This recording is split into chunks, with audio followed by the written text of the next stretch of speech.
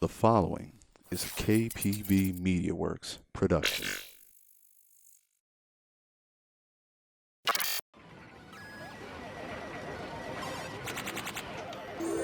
Choose your fighter.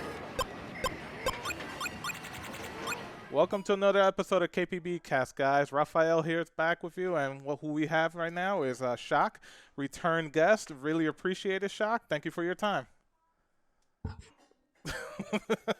What's up, guys? You know what? Since you did that, let's talk about that for a little bit. I mean, I know you love The Undertaker. A lot of people love The Undertaker. I mean, the guy's Absolutely. finally retired. He's making the regular mainstream waves, I guess. But, Yeah. when he finally hung it up, I mean, give us your thoughts. Because you're as big as Undertaker fan that I know of. I mean, since day one, I feel that he is finally in a place where he's like content with his career, but he also has enough time that he can enjoy life post wrestling. So it's this perfect sweet spot. Because if he went any further, he probably would have gotten hurt to the point where he wouldn't be able to enjoy life. And that's like someone like Edge is another one, very, very risky. So I feel happy for him having the background in wrestling, understanding how much like I want to get back in the ring all the time, but I know it's absolutely stupid. He probably still wants to do it. That's another factor. But overall, you couldn't ask for more out of a character, out of a career. It's I mean it's a I wouldn't say he had a fitting end, but he had a unique end, which is something that you would expect for him. It was completely atypical. Was I happy with that? No, I would have rather have seen him have like a big match with AJ Styles to go out, or maybe even if they decided to do one more Survivor Series with like I don't know, like Drew McIntyre or something, that would have been good. But you know what? He's going to do it the way he wants. If he wants to come back, though, he'll do it. And I think they He really says, missed the boat. I'm pretty sure you will agree with me with this, but Sting versus Undertaker a few years mm, ago would have probably been his best, final retirement match. You have the well, icon Sting, and then you have the Phenom. I mean, those two yeah, characters. I mean, Sting personifies WCW. Taker personified WWE, WWF. It really would have been, yeah. the best, and in my opinion. Well, I think it would have been for Sting specifically. I think that Sting should have just done that match and that match only and retired, and he probably would have been happy with that because it's the only thing he wanted. And they gave him the runaround. They didn't want to do that match. It's very, very clear that they absolutely had no desire to put that out there. Don't know if maybe Taker didn't want to do it. I know that the conversation was there. Uh, I don't know. It would have had to have been done. I mean, by 2015 or so, because after that was Taker. He just couldn't do it. He just couldn't do what he could do anymore at that point, and even people would say probably after 2010. Um, yeah, I don't know. Sting's kind of in purgatory right now, though. So I really don't know what. I was never a Sting fan. We'll say. Really? Um, no, I was never a WCW fan. I watched it. I had friends who watched it. Um, but I don't know. He never did anything for me. Well, you say you weren't a WCW fan, but you were knee deep into the Monday Night Wars, weren't you? Absolutely. Yeah. I But made the if prediction that's that. the case, then your attention was more towards WWF, right? I mean, I knew what was going on both shows, but I didn't like go out of my way to like watch WCW. And also, I should point out that I started getting into the business during the like right at the top, I guess you could say, of the ratings wars. It was Of like the height, yeah. '97. Yeah, at the height of the ratings wars. So it was like '97 was when I got in. '98. I stopped watching wrestling actively at that point. Like I was still like setting my VCR in case I missed it. Like it was I just used the word VCR. If anybody What's that? doesn't know what that is. um but never WCW. It was to me it was absolutely just not an entertaining product at all. And I made the prediction right around that time that Vince would buy WCW. I think I said by like 2000. It was 2001. Everybody thought I was crazy. They were like, "What are you talking about? WCW's won the last 40 or 50 weeks of ratings," and I'm like, "Doesn't Right. matter." I'm like, you look at those arenas; they're not full. They can't fill 20,000 on a regular basis like they could with. I mean, Austin was putting the biggest house shows ever, I believe, at the time. House shows, like non-televised house shows, were beating WCW. That to me was all that mattered. TV deals do matter. Like right now, Vince has got ridiculous TV deal going. He's going to make even more with this NBC deal. Oh, the Peacock deal. Yeah, I but it's believe he not inked a $1 billion deal with that. Jeez, over like 10 years or something like that. yeah. So that's an insane amount of money and no motivation to make a better product. They did get in a little bit of heat with who is it, Fox, that they just did? Well, Fox What? has SmackDown. I know that. Yeah, and supposedly Fox wasn't happy with him. See, this is where it starts to get foggy because I don't really know everything that's going on right now. But from what I heard, like they started asking for like nostalgia basically, and I guess break the PG-13 or PG, like break into PG-13 at the very Right, least. right. Um, like they don't know what their product is anymore. You can clearly see that. Um, Back in the day where you could do anything you want and you'd have to elevate every single week to keep the interest, and then having these astronomical TV ratings, um, I didn't see WCW being able to continue no matter how much money they poured into that company. They It really was just unsustainable. absolutely unsustainable. Well, there So, you go, man. and I watched the whole thing. I mean, I watched NWA in the 80s, like when I could. I mostly would have to get that on tape. Um, some other companies here and there that had managed to get into the TV market in this area because usually it's regional. But like for example, here we had MSG.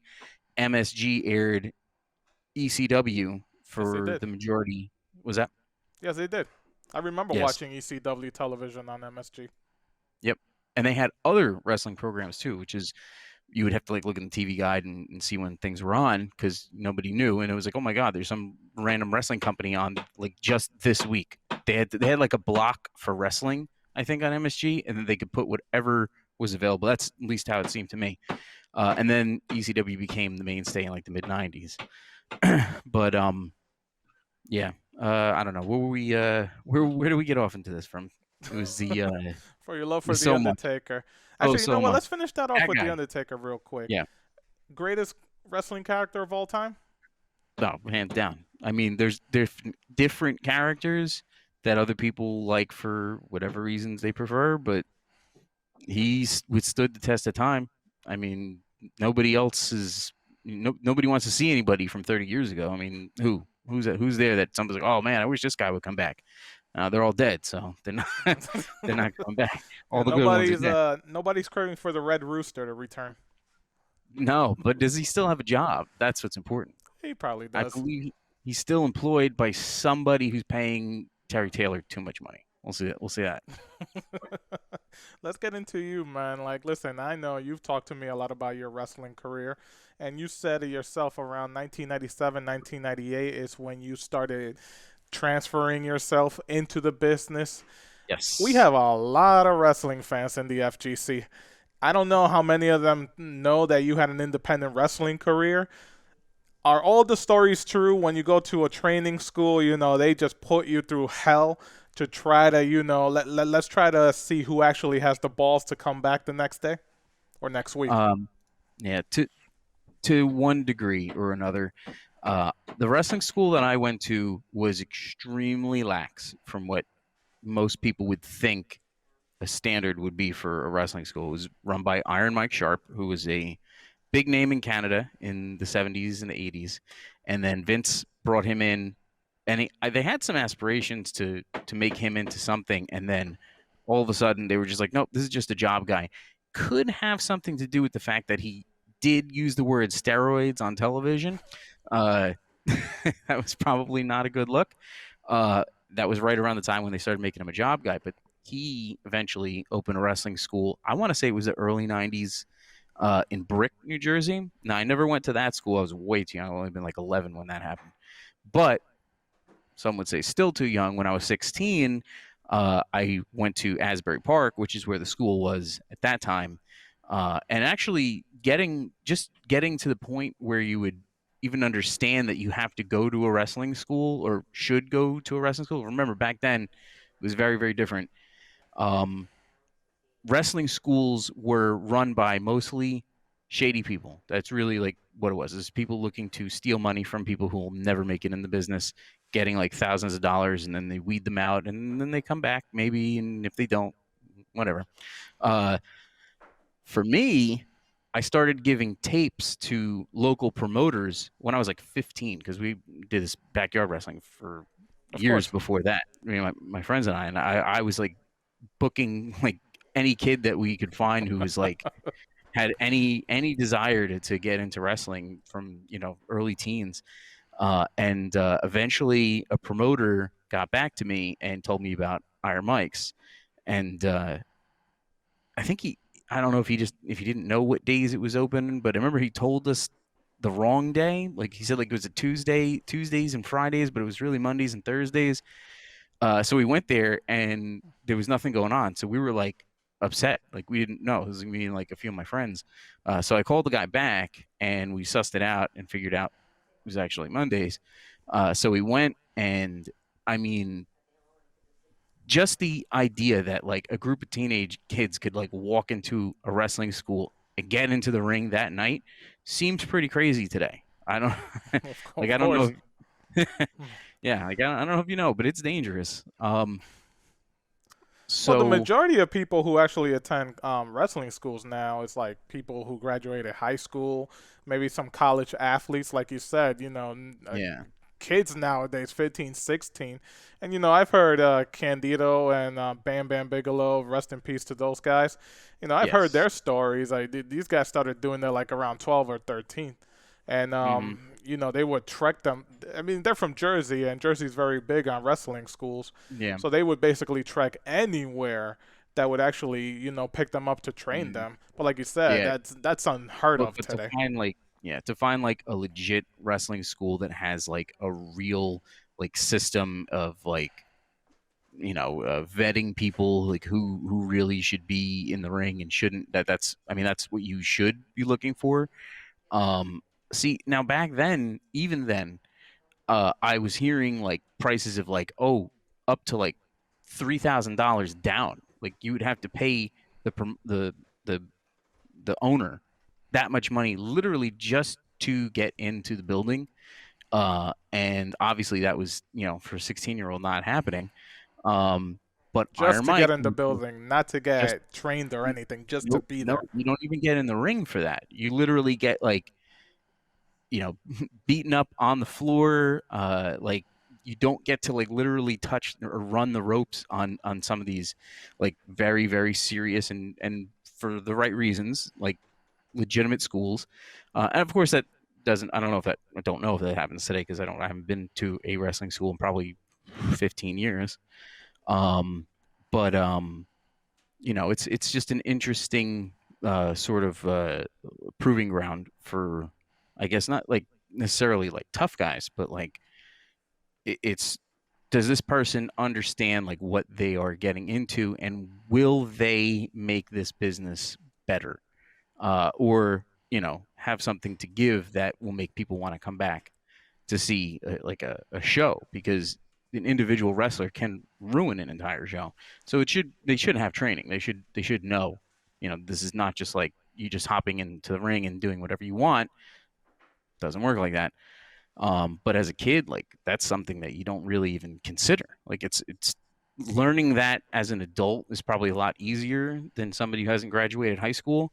Um, because you have like work experience too. Like I got into a wrestling ring before before I had a job. I think I got a job the same month that I actually started training, if I remember correctly, because it would have been like August of '97.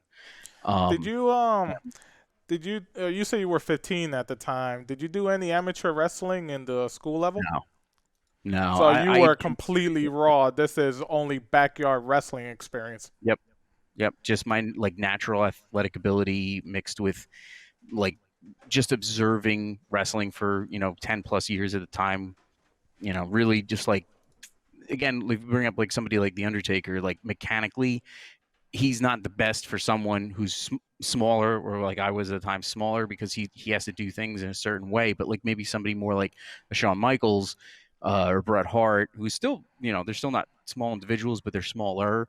The way they move in the ring, what they do to hit the ropes, how they pick people up, things like that are like they're key to wrestling. Not always super important. If you're a bigger guy, you don't got to hit the ropes too much. If you're a smaller guy, you don't got to pick people up too much. But you should have some kind of a well-rounded, presentation when you start. Well, But when that's you kind of like, I'm yeah. sorry, go ahead. Oh no, I was gonna say that's kind of like what I had to go in with, and you know, you get beat up. We mentioned that. But when you really like, again, Iron Mike was kind of just there. Like he wasn't really getting in the ring. So it was like mostly guys that were in the school for a little while who were training the newer people. If they didn't like you, you got treated a certain way, you know. So you had to find somebody who's like willing to really show you, because again, it was not an orthodox style of wrestling training, as I would say. Like we did drills for like maybe like specific spots, like drop downs and hip tosses and arm drags, basic stuff. But we didn't do things like run the ropes for a half hour. Like that's what they do in wrestling schools. I'm pretty sure they still do that stuff today. But when you're talking like a local wrestling school versus say the performance center for WWE, you're actually going in there and like you're getting like paid almost to become a wrestler versus like having to trek around, your at the very least your local area when you're very early on not making any money. So there's like a different mindset for I think a lot of the newer guys. Maybe they would like to have experienced that kind of stuff. So for me, even still, we didn't really have the territories even then. Territories were very big up until the early 90s, I would say. Right. So that can actually supplement your training, being able to go to these different areas to get work, because there was just work everywhere. I'm sure there was still work, like per se, but you also have to look at like different states of different laws. Like, for example, I couldn't have been a wrestler, I think, like a month or so before I broke in, because they changed the laws in New Jersey. They deregulated wrestling, so they declared it wasn't a sport; it was a performing art. I guess I don't know if they use that language exactly, so it wouldn't have mattered. And actually, it's funny because when we first went there, it was only like $100 down, which is like nuts. Um, I remember Mike was hesitant to bring us in at first, but then the next week we came back with the $100 down payments, and all of a sudden the waiver popped out, and he's like, "Here you go, get your parents to sign," and like that was it. And I was like, "You are in." That couldn't have happened literally a month before. You would have had to be 18. You would have had to have like drug tests, blood tests. You'd have to get a wrestler's license, all things like that. I didn't know anything of the sort was a thing. Again, remember, I'm 16. That's the furthest thing from my mind is that there would be something that could say you can't be a wrestler because you're not old enough. Like, I Right. just didn't have any inkling of that. So I kind of like landed there perfectly, which is a little bit of luck, I guess you could say. But When you found out uh, about that, was that when kayfabe died for you? no, I kayfabe to me. I mean, if I didn't know the term, I knew what kayfabe was when I was like 10. That's the thing, is a lot of people don't realize that. I think most people who want to get into wrestling know what wrestling is before like they're an adult. So it's like, I just want to do this. I want to like be a performer. I want to be entertaining and make a connection. It's sort of like getting into music. I think some people would understand that there's a big comparison to the lifestyle. At least back then. Again, I don't think it's I don't think it's anything like that today. But yeah, Well, now you're 16. Excuse me, 15. You and your buddies. You trekked it to that school, and like you said, you had to come back with $100, the waiver. Hey, get yeah. all this, get all that.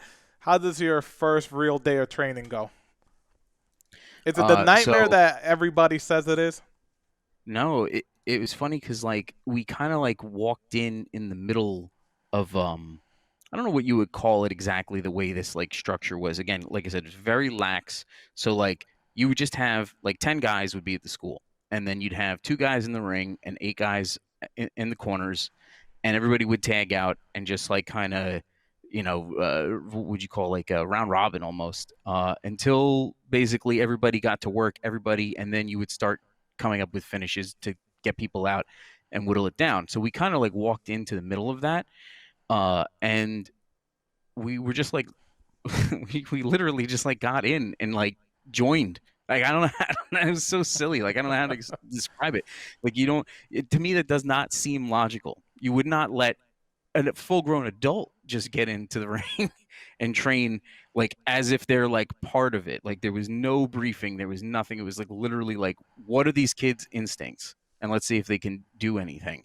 And I remember like, because my mother was with me, couldn't drive yet.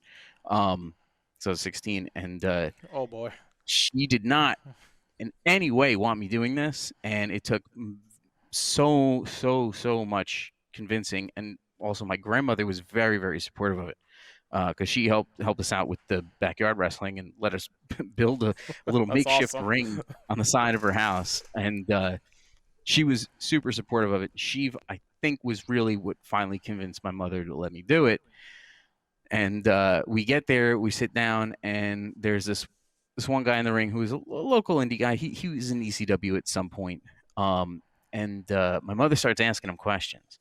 And he's this like rugged, like tatted up guy, and he's like kind of beat up already. And like, yeah, I was like, it's not too bad. I broke my neck once, but and then like my mother was just like, oh my God, we're leaving. And I was like, no, we're here. Like we just drove 40 minutes to, Asbury. I want to see what this is all about. And so I literally like got in the ring, and I did like a quick spot with one guy, like just kind of like calling stuff. Again, like it seems like kind of like surreal, like to just kind of do this. And like I don't know, like I like body slammed the guy and gave him a standing moonsault. I just wanted to show off because I was a kid. Right. And he just took the pin. Like he just took the pin. Like he didn't even kick out. Like it's just very strange. Like he didn't. He's like, all right, whatever. It's cool. And I don't really remember much after that, because I think I might have like tagged out, and then I think it like quickly like dissolved, because that would just happen. Like guys would just like kind of, all right, I gotta like take a seat or something like that. So like I was saying, we might have gotten there close to like the end of the night or something like that, because we didn't know what time. But that's from what I remember. Pretty much how my first night went. I have footage of like maybe like the second or third time I was there, but I didn't get to go back for a while because my mother wouldn't let me go back. It took about a month after that, and my 3 best friends at the time were going every week, twice a week, and they only got to see me that one night. And then some guys who were on TV started showing up, like Ace Darling was starting to do some stuff. I don't know if you remember Ace. I'm familiar with the name. Yeah, he used to do matches with like Crowbar when Crowbar was Devon Storm. Yes. And then like the Supernova and the Meanie, like the BWO guys Of were like course, showing yeah. up Great and characters. doing like little like spot sessions, I guess you would say. Like they just would show up unannounced and just kind of help out for the night. But I was like missing all this because I wasn't allowed to go back. So finally, like again, figured out how I could get there and get back. And one of like my mother's friends was like driving me there for a little bit. And then we started getting our licenses. 'Cause one of the guys was like a year older than us. So he got his license, like, I think that summer. So then he started driving us. And then things kind of like settled out. And the first night that I really got to train, like where I actually went there and there were guys that were like doing drills and like evaluating. There was like a young promoter there at the time, and just kind of observing. And then the guys that were already there knew them, but I didn't. They knew them for like a month. And Right. they kept telling me, like, oh, our other friend, he's eventually going to come here. He's like, you guys got to see him. He's really good. And I went there and I got booked for a show, my first real night of training for wrestling school. And Wow. again, like I think that's like nuts, because like there's no way, like obviously like promoters want to like sell tickets and make money, but like they didn't even ask me to sell tickets. But then like when I got there, I didn't have a match. I was just in a battle royal. So it's just like, oh, okay. But my Before other we best friend, okay. Before we get into that, before your training or during your training, did you help out? Did you help out? Putting up the ring, putting up Yeah, chairs, things that we hear that everybody does, to gain respect from everybody. yeah. It's funny because like some shows just have like a guy who brings the ring and he has a crew with him and they do it. And if you're lucky, and then the ring will be up like well before like a reasonable time if you have access to the building. It's kind of like running a tournament. You get set up the night before. You don't want to really be doing anything, the day of. But for wrestling, you got to wait till the day of. But yeah, there were people who definitely didn't want to do that. Then those people typically don't get they don't get very far unless they know somebody. So. But yeah, no, I put up my fair share of rings. And also And during they your were training, I'm sorry, you mentioned a few names, but I mean the Northeast was even during '97 with everything that's going on. You had ECW going. There was a lot of independent shows here, as they like to be called, very, very outlaw big. shows. I mean, what other some other names that appeared on television that you ran into? So then At the again, I school, know Jersey had a lot of guys: Bundy, Candido, Bigelow, who's from Asbury Park. I met Bigelow once. He supposedly he showed up to Iron Mike's from time to time, but like I wasn't there every single day for every like it's open twice a week, so like there'd be some weeks where I wouldn't go or I would only go once. But then they'd be like, "Oh man, Bigelow was here last week," and I'd be like, "Ah, shit, I missed him." But I did meet him. This is very strange. Um, we were doing a show at the convention hall in Asbury Park for a small company that I was working for at the time, and I was just like outside, like it's on the beach, the building. I was just outside, like walking around. And I like turned the corner and I see this huge guy, like a silhouette of this huge guy, like in the distance, and he's walking towards me, and I'm walking towards him, and it's Bam Bam Bigelow. He wasn't on the show or anything. He just heard there was a show in the area, and I guess he came to check it out. And he kind of knew the promoter, I guess. But I got to introduce myself to him in a a very private sort of setting. It wasn't just like he walked into the locker room and everybody's like, "Oh, everybody's got to get in line, shake Bam Bam Bigelow's hand." But that was the only time I ever met him. Chris Candido, I was supposed to wrestle Chris Candido in 2005, like literally like a month or so before he passed. Um, there was another small promotion I was the heavyweight champion for, and it was my second show with them. And I was supposed to wrestle him for the title, but he had another booking that night for another promotion in the area, and he had like a match with like Dusty Rhodes or something like that. I don't know if Dusty was actually in the match, but he might have been like with the other guy that he was wrestling that night. So he had to leave mid-show, so we had to change the card, and I ended up wrestling a different guy that night who wrestled him in the middle of the show as a qualifier to wrestle me for the title. I wish I could have gotten to work with him, but wasn't in the cards. It's unfortunate, but yeah, It he really was. was unfortunate, man. He was awesome. I always loved him as a wrestler. Oh man, he was like inspiration because we're like, I mean, he's obviously massively like built, but we're like roughly the same size, so like a lot of influence from him for me, like right on that cusp because he started really getting popular right when I was like, okay, I'm like itching to like get in, especially with like his ECW run. Um, it was it was cool. It was cool just to meet him and stuff. But um, there's so many guys that I met over the years. It's funny because like I said, I didn't do a ton of matches, but there was so much of like a revolving door of guys coming in and out of these promotions because especially during the Attitude Era, which is when I came in, there was a lot of work and there was a lot of reason to have people. And actually at the time I was working for NWA in the late 90s.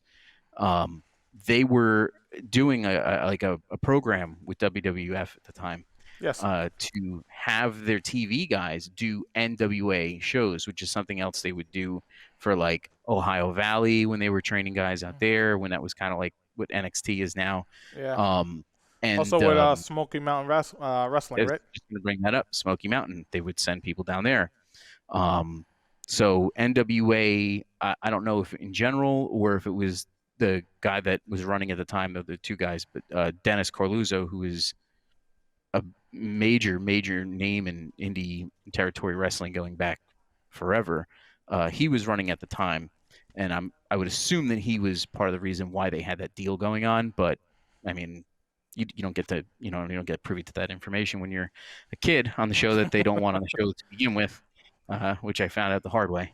By the But way, just with Candido, I know people go nuts when they see the Canadian Destroyer, but I had that reaction when I first saw the blonde bombshell. It's like a the freaking blonde super bomb. bomb. Oh my That god! freaking movie was like, what the hell? I had I was a couple weeks ago. I was watching some ECW on the network with one of my best friends, and we're up to the part where Candido came back, and he gives the blonde bomb to Mikey Whipwreck, and I was just like, oh my god! Oh, the Like, ragdoll. even to this day, it's 25 years later. I'm like, I can't believe that. I mean, it's so unsafe. It is just absolutely unsafe. Like even Dude, when like I seen strong, that, I skilled- honestly thought, because I think I saw it when he his match against Lance Storm. I Mhm. honestly thought Lance Storm was dead. It's like, because I've never seen a super bomb off the top No, rope. no. It's like, is he dead? I mean, I like mean, you said, I'm not no worker, but I knew that was ridiculously yeah. unsafe. No, both people have to be It's in coordinated. sync. Yeah, to pull that off because of the balance. Even a regular power bomb, like I would say, like maybe a quarter of all wrestlers can actually, like maybe even less. But like it's you see a lot of bad power bombs. Hey man, People should not be. could you put that up real quick? What's Could you that? pick up The bomb. the blonde bombshell Oh on man, YouTube or not? I should have prepped some clips for my stuff for you guys. Hey, listen, man. Let's go back a little bit. Now that you said your first match was a real Royal Rumble for an independent show. Battle Royal. Excuse me, a battle royal. Yep. You're coming from the backyard wrestling. Now you're actually in an independent show. What's going through your mind?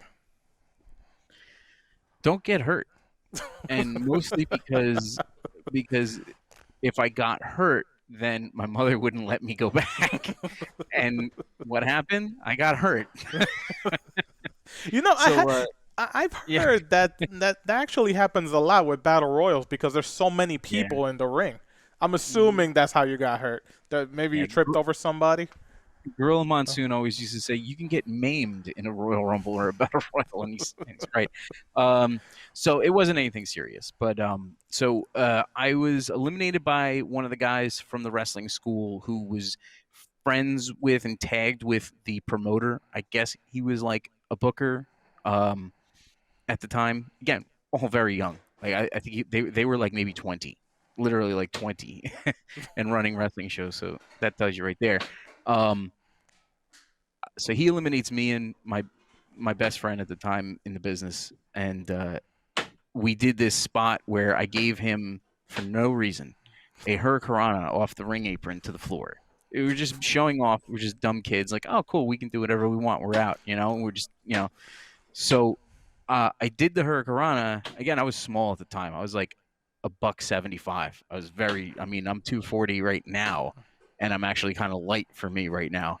Um, so I did the hurricanrana, but I wasn't wearing like wrestling boots. I had those stupid Scholastic like Asics. You remember those? Yes, I They're do. so small, and also like being short to begin with, they have no heel on them. So I'm just like, No, they don't. you know, so they have no protection. Um, and when I did it just like I would do it in the ring. I just was like, oh, just gonna do it, and I smashed my foot on the floor, Oh, and I had to take a couple days off of work because I was working at the time. This was like December, so it was already working for like a couple months. Think about that. I just started working what'd you at tell a your local boss? supermarket. I just had to call out. I was just like, I hurt my foot, and like I couldn't walk. It was bad, not bad, but like it was bad enough that like I could not like You function in couldn't put a you couldn't put no weight on it. physical capacity. Yeah, so took a couple days off there, and then I just dealt with it after that. But that was my very first experience. Um, and I think I know a guy who may have that on tape. I should definitely Well, try to get in you hurting contact your foot? with that.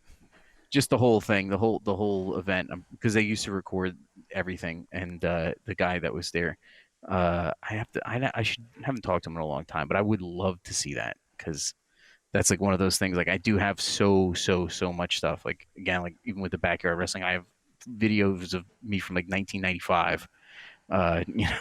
Just like practicing stuff. Well, this was your passion, wrestling, and even though you messed up your foot, I'm pretty sure you said, "Nah, I'm still gonna fight through it." Because I know Oh I know yeah, you wrestled for quite a while. Like, yeah, what's the furthest you've been out of New Jersey, or were you only really a New Jersey wrestler? Pennsylvania.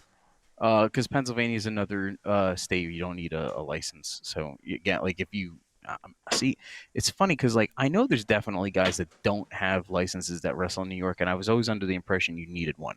But I had some opportunities to wrestle in like New York and Connecticut, Delaware. But by the time it came around, I was only like wrestling like 4 times a year. I literally had my schedule was like a Big E event, wrestling match, like almost back to back weekends for the whole year. So that was like 8 weekends already. And then if I could squeeze in something else here and there, I would. Um, but yeah, the like furthest it was like maybe like I don't know, like 3 hours. Not nothing crazy. It was like 3 hours out into like Pennsylvania. It was Nanticoke, Pennsylvania, for a guy named Tom Rumsby, who was a longtime promoter in the area. Um, one of the guys that I used to work with, and this was like 2007.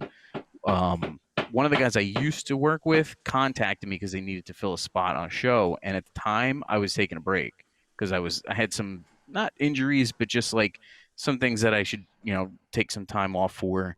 Um, nothing serious. I've never had anything really serious with wrestling in general, but he called me up and I was like, dude, I haven't been in a ring in like almost 2 years, and he's just like, oh, okay. He's like, so what's that mean? I'm like, I'm like, I don't know, like, dude, I'm like a ring rust or whatever, and so I was like, all right. I was like, I could pick up like a couple bookings for like battle royals and stuff beforehand, and maybe like knock some ring rust off, and I did that down south for a company that was, I think, owned by King Kong Bundy, but run by another guy, if I remember correctly.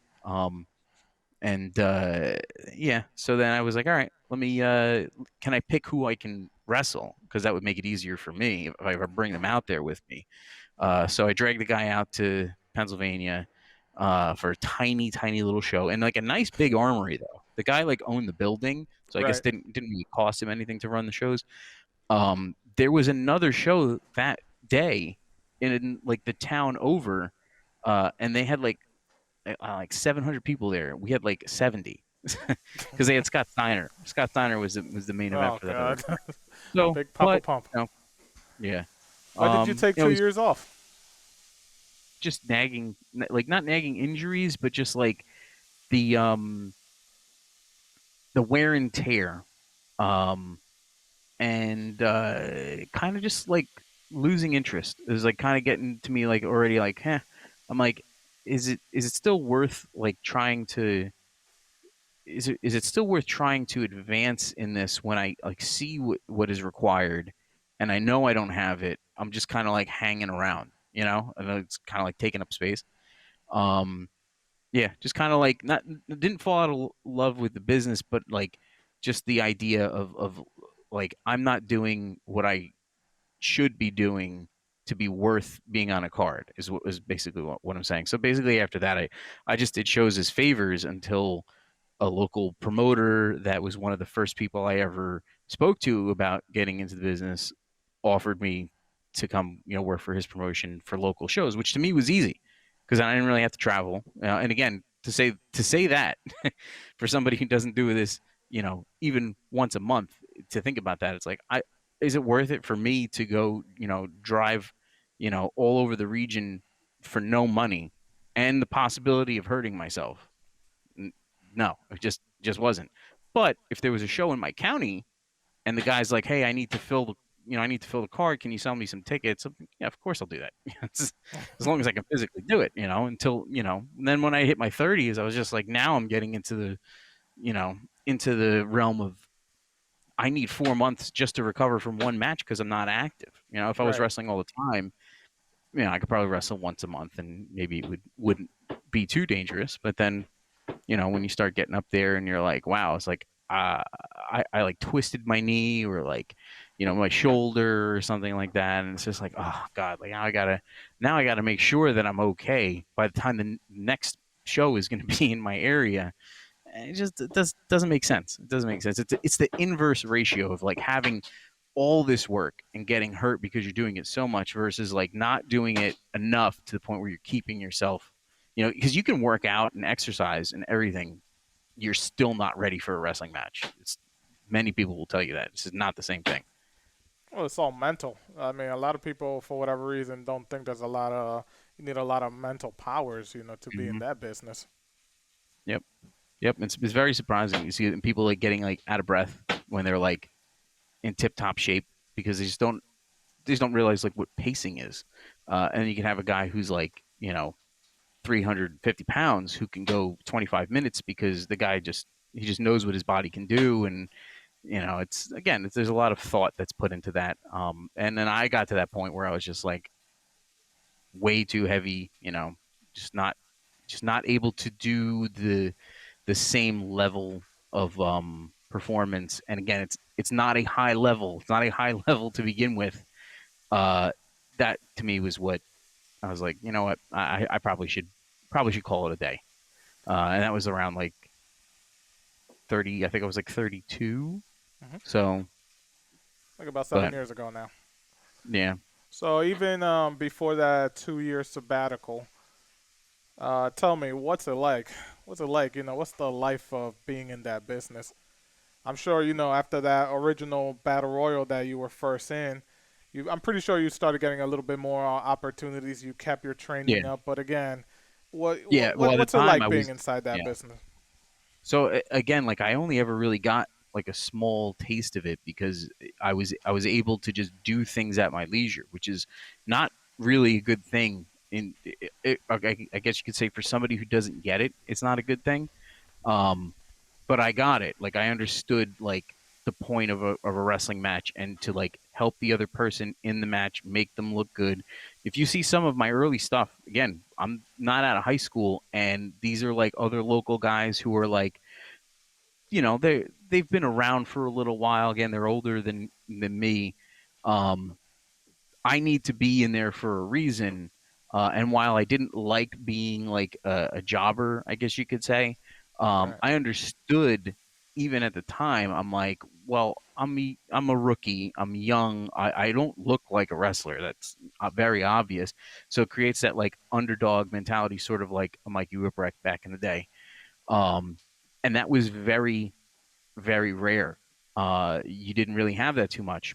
But after I broke in, that did start to become more common. So I was no longer like a unique type of wrestler on a show. And you started to see gradually over time these like younger guys who were barely trained. And again, I was saying I was barely trained because I went to wrestling school for like 4 years. Like to even like think about that, like I have more ring time at wrestling school than most indie guys have for like a 10-year career. Of course. Um, but I don't have that many matches, so I don't really have that experience. Like some of my friends started getting into travel much later on. Like I have a friend who broke in with me. We were a tag team, and he stopped within like a few years of us breaking in. But after that, he came back like right when we were like maybe not quite 30. I think it was like late 20s, and he had like a nice run for about 4 years, maybe a little more.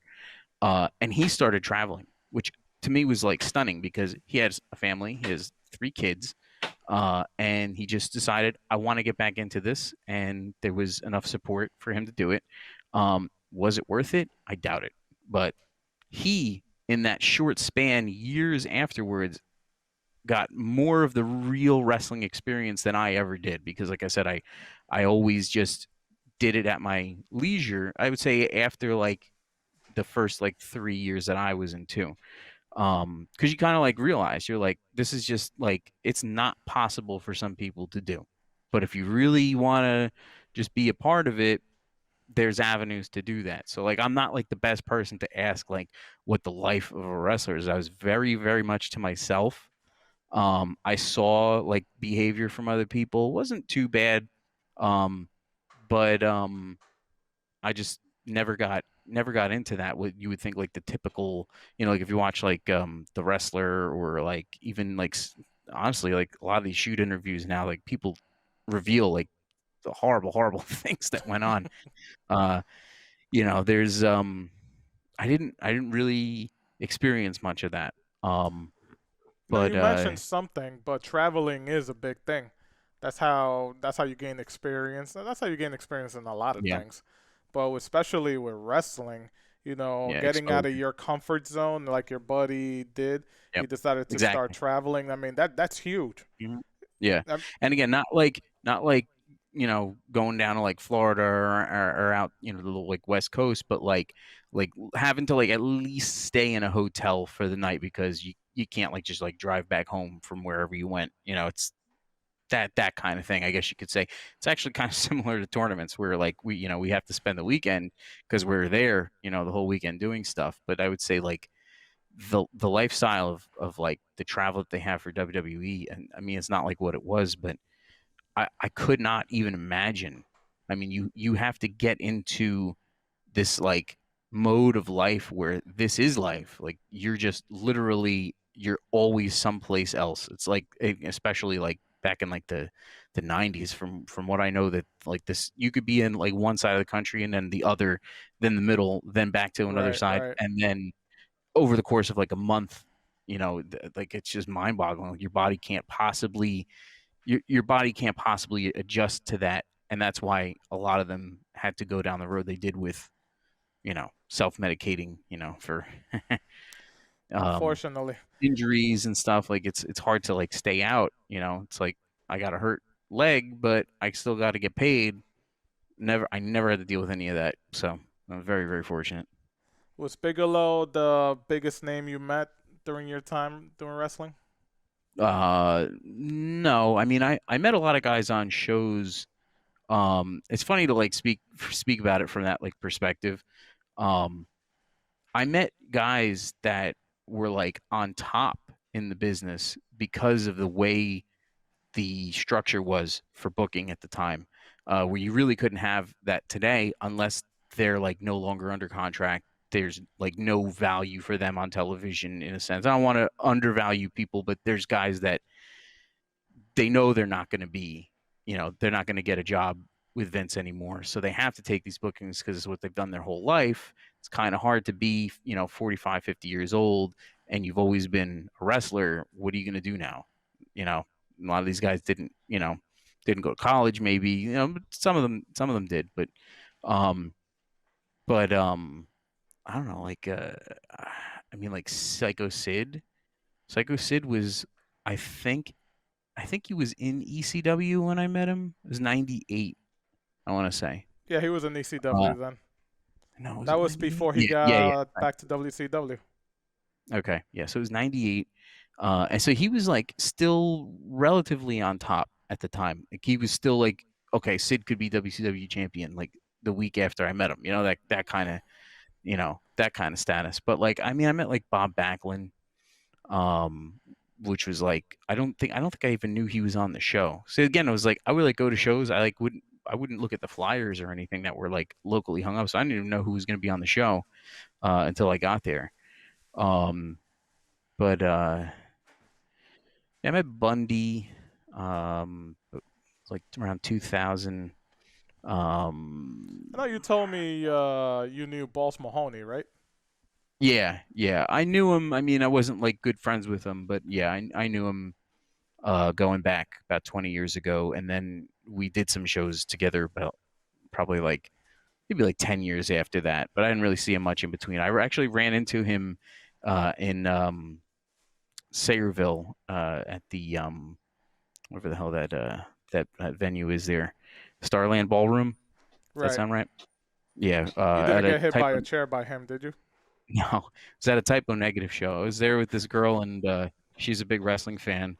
And we're just like standing by the entranceway. We're like after the entranceway into the ballroom area, and the door opens, and Balls Mahoney walks through. And I was just like, I was like, what? I was like, I didn't realize he's a Type O fan. And I said to her, she goes, she's from Staten Island. She's like, oh my God, is that Balls Mahoney? I was like, yeah.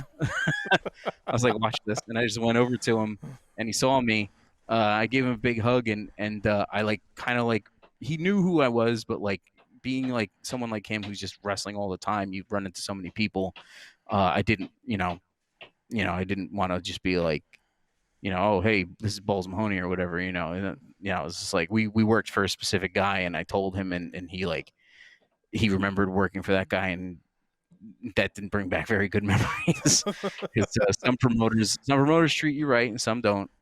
Some pretend to be there for you, and they're not.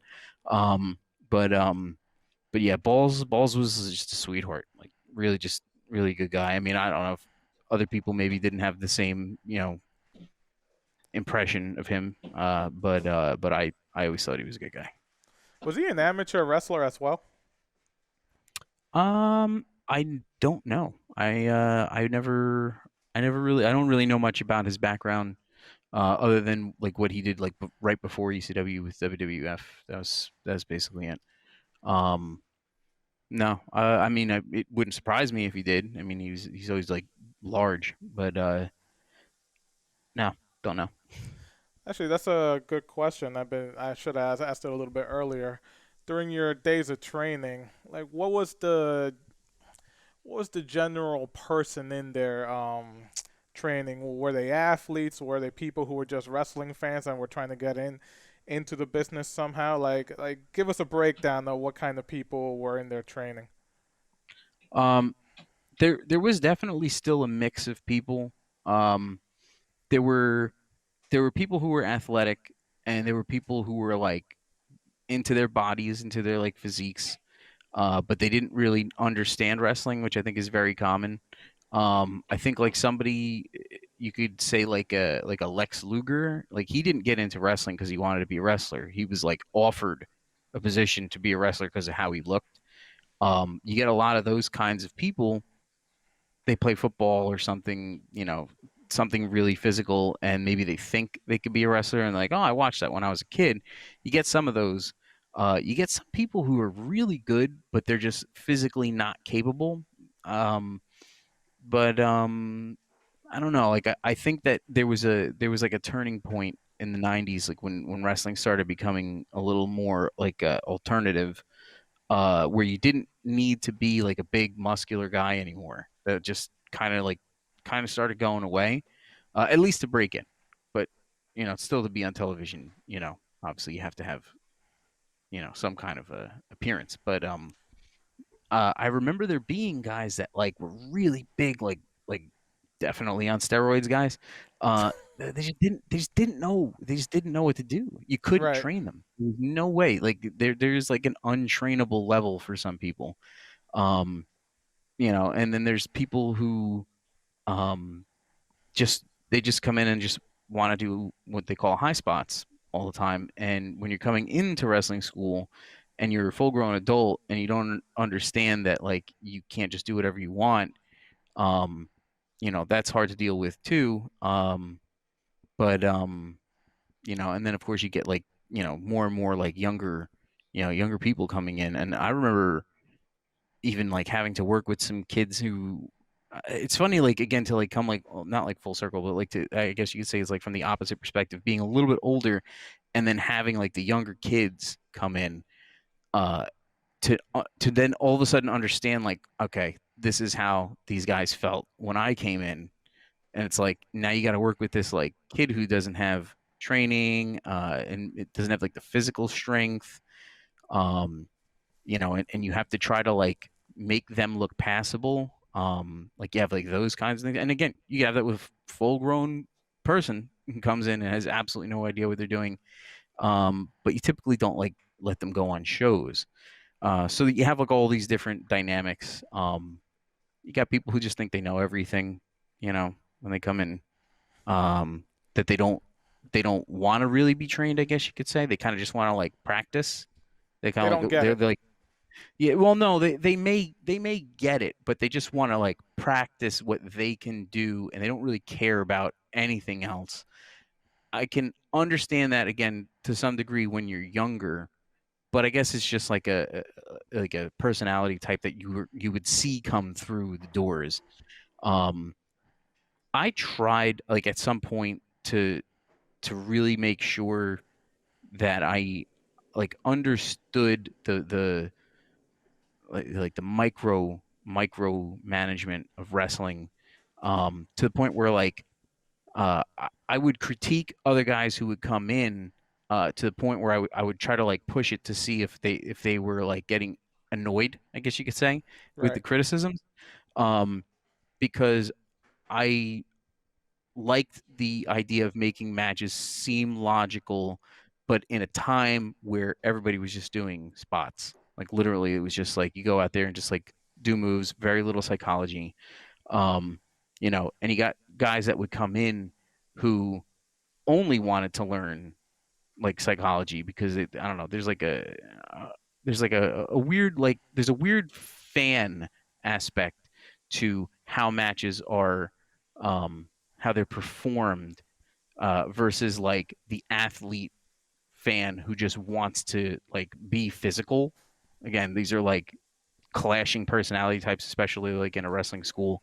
Right. It's Right. hard to put those kinds of things together, which is why wrestling school should be, more designed for making everybody understand how the business works versus like, you know, doing my moves, that kind of that kind of thing is like I think it's still there. I think it's even like more so on television now where you see it's just like these guys are such great athletes and they do all these fantastic spots and stuff, but they're not making like a emotional connection with the fans. It just Of doesn't course not. happen. No. And you would see that again like in the school, like the people who got that and the people who didn't. um but yeah, it's I don't know, it's kind of like a muddy sort of um pool of people. It's not really anything, at least like I said when I broke in, wasn't any like particular like influx of people. You weren't like walking into like the gym where it's just like all a bunch of like muscle heads and you got like the one guy in the corner who just started out. Everybody's individual at that point. Of course, people are going to give you their opinions when you're at the gym, but wrestling school is designed for criticism. So Where so WCW and ECW closed down, and everybody thought, well, that's the end. The only one company controls everything. But yeah, man, it was like a big boom. This before Ring of Honor and even TNA came around, because the yeah. independents were still very strong. Were you part of that for a while there before you hung them up? Well, okay, so I really wanted to get into ECW. That I thought I could do that. Um, if I did that, I would have definitely been happy. And then once ECW was gone, I think I kind of lost that. That may have been really what like did it for me. Saying it's like, well, you know what, that door is not there anymore to even walk through.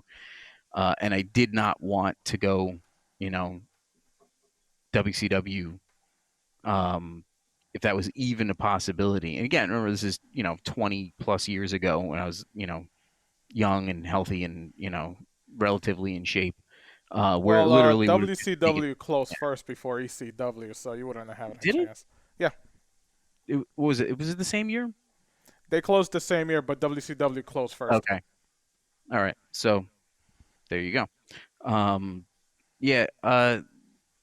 I had one chance to get into ECW. It was probably like a few months before they closed, so it was probably, what was it, 2001? It's probably like, Two, oh, it's like 2000. early 2000. Yeah, I'm very positive. WCW closed in was it May 2000 or No, maybe it's March 2000? 2001. It was definitely No, yeah, it was 2001. 2001. It was 2001. Yeah. And then ECW would have been A few months later.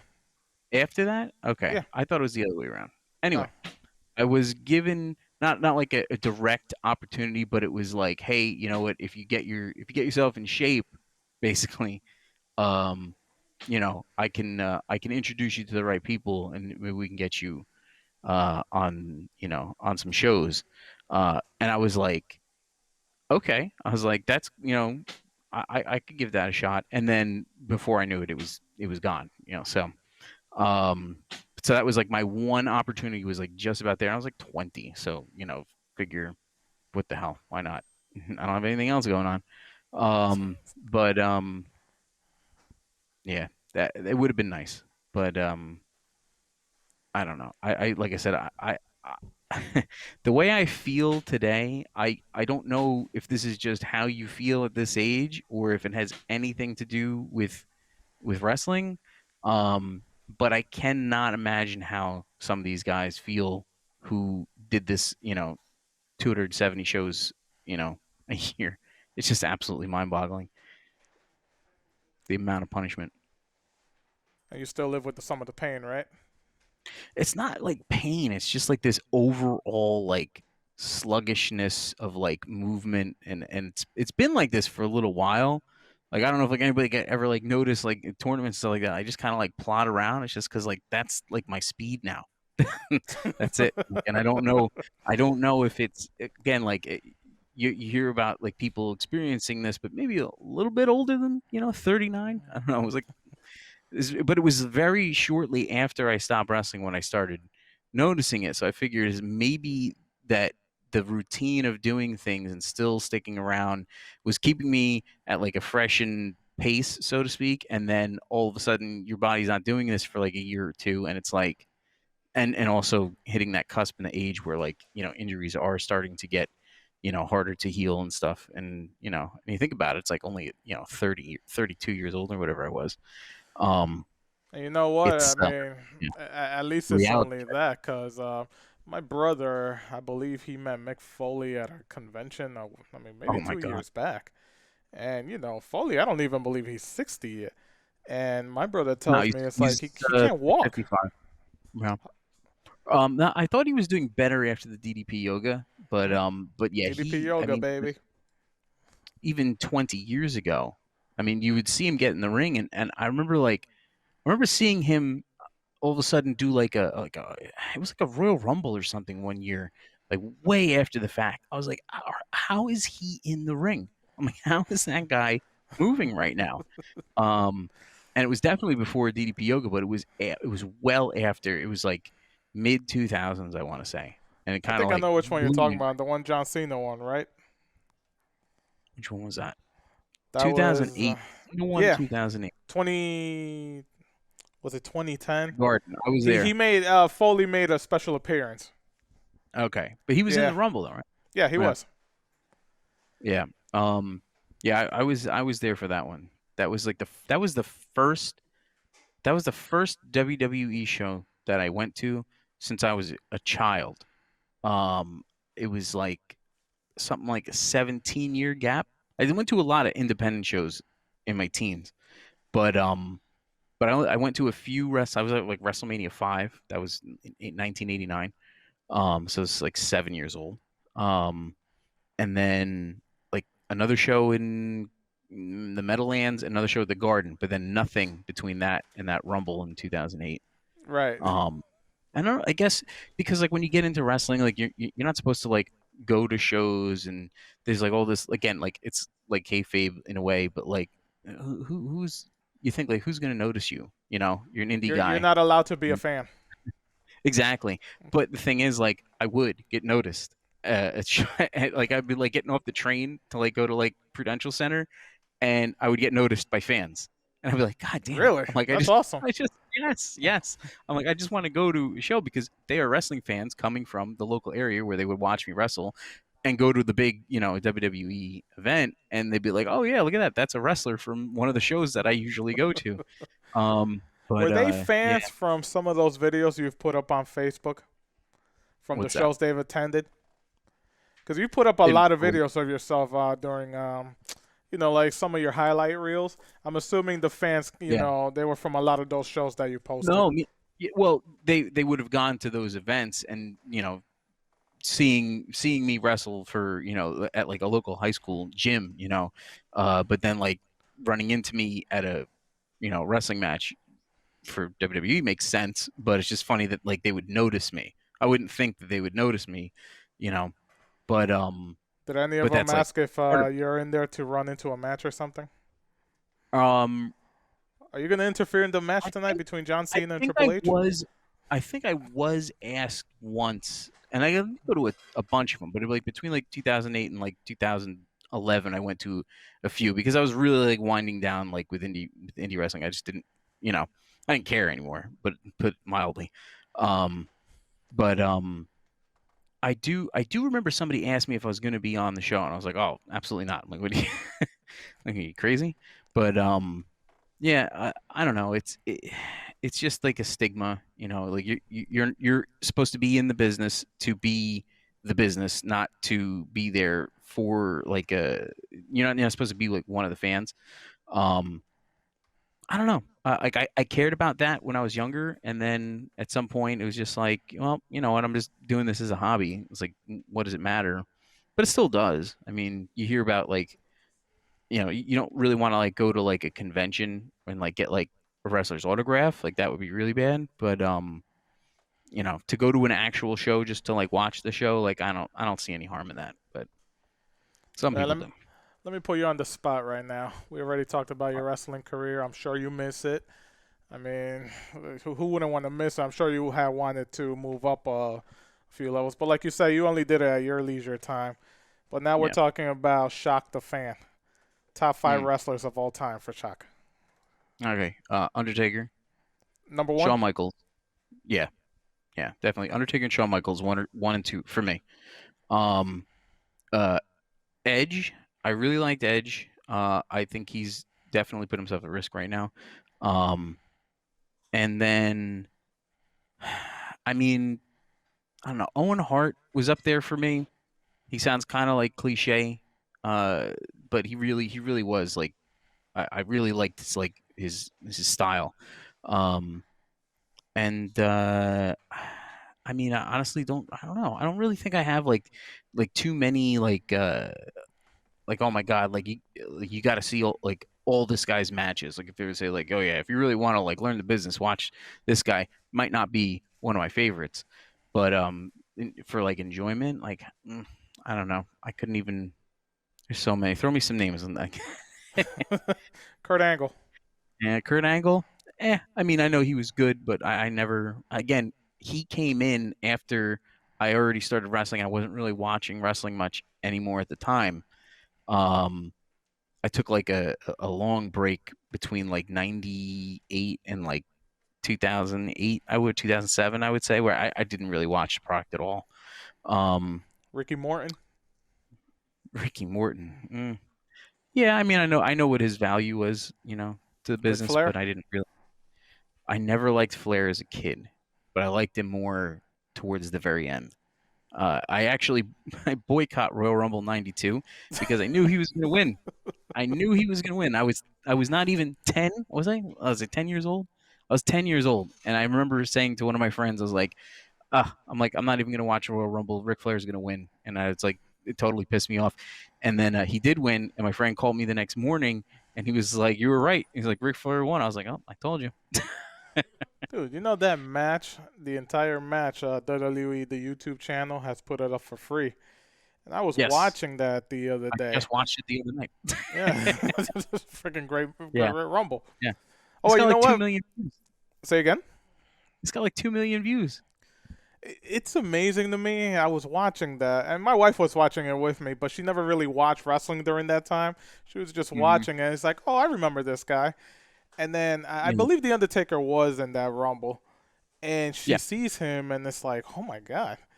And it yeah. hits 'Cause me. it's so And different. say again? It's so different to see him in the character, the original character like that. Um, it's like it's surreal because you've had this like down to earth version of him. I guess you could say. Like obviously they still did crazy stuff with the character, but it's a very like humanized version of that character. Right. Um, yeah, But like I was telling my wife, because she's like, oh my God, look how young he looks. It's like, well, of course, Yeah, it's he's not like from 20. 1992. He's like 27 years old. But it He's a really kid. hit me, and it's amazing to me. I don't know if I'm the only one who feels this way, but watching that, it's like, holy shit. I mean, I basically Yeah. watched these guys get old right in front of me as I'm Yes. growing older. It's it's like stunning to see, especially because he's like a time capsule. Like he's always been there, and now only now it's just like wow. Like it's been 30 years, and not only is he old, but like I'm old now. Yes. And I was, a kid when I started. So I can throw you a couple more out. Just I've been running through my head just participants from that Royal Rumble and wrestlers in general. So if I wanted to throw out there a few more, Ted DiBiase, the Oh, he Million was Dollar awesome. Man, was he definitely. I mean, if he's not in my top five, like if I had to like scoot Owen Hart out of there, I would have him and like Mr. Perfect. They were, I mean, just to me, like the epitome of like an archetype heel in wrestling, and they were good in the ring too, because you'd have to have a heel that was talented enough to make the baby faces look good, because not all the baby faces were actually very good wrestlers, but you couldn't be too good in the ring, because if you look at heels now, if a heel is talented today, the fans will cheer for them. You can't get them to hate them no matter Of what course. they do, because the fans are more respectful of ability today, which also creates the illusion to the really what would you call like smart mark fans, and the ones who are like diehard about like TNA and AEW, like they want this like super high quality wrestling product, but like the average American wrestling fan doesn't care. But I do feel that today that the talent is more respected for sure. You have to have like a certain level of ability, or you're not going to be able to make it very long, because they're going to hate you for not being good. So if you like when they used to chant like you can't wrestle, Oh, that yeah. means that they don't even want you in the ring. It doesn't. They're not booing you because of the storyline. They're booing you because they don't like you.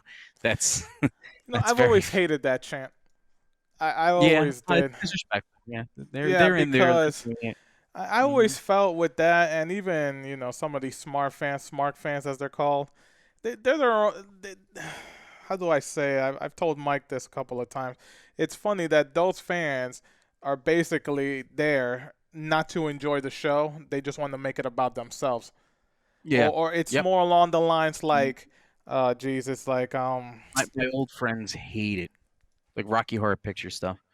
My older friends hate the the the concept of like the WWE universe. It's like it's not about the fans, and they try to make it about the fans. It's not like it's about what's going on in the ring. It's about what they're doing, and it's this inverse level of connection now. I couldn't stand the fact that like I was watching pay-per-views and I see the same fans on the hard cam oh yeah, every pay-per-view, and then the next night on Raw.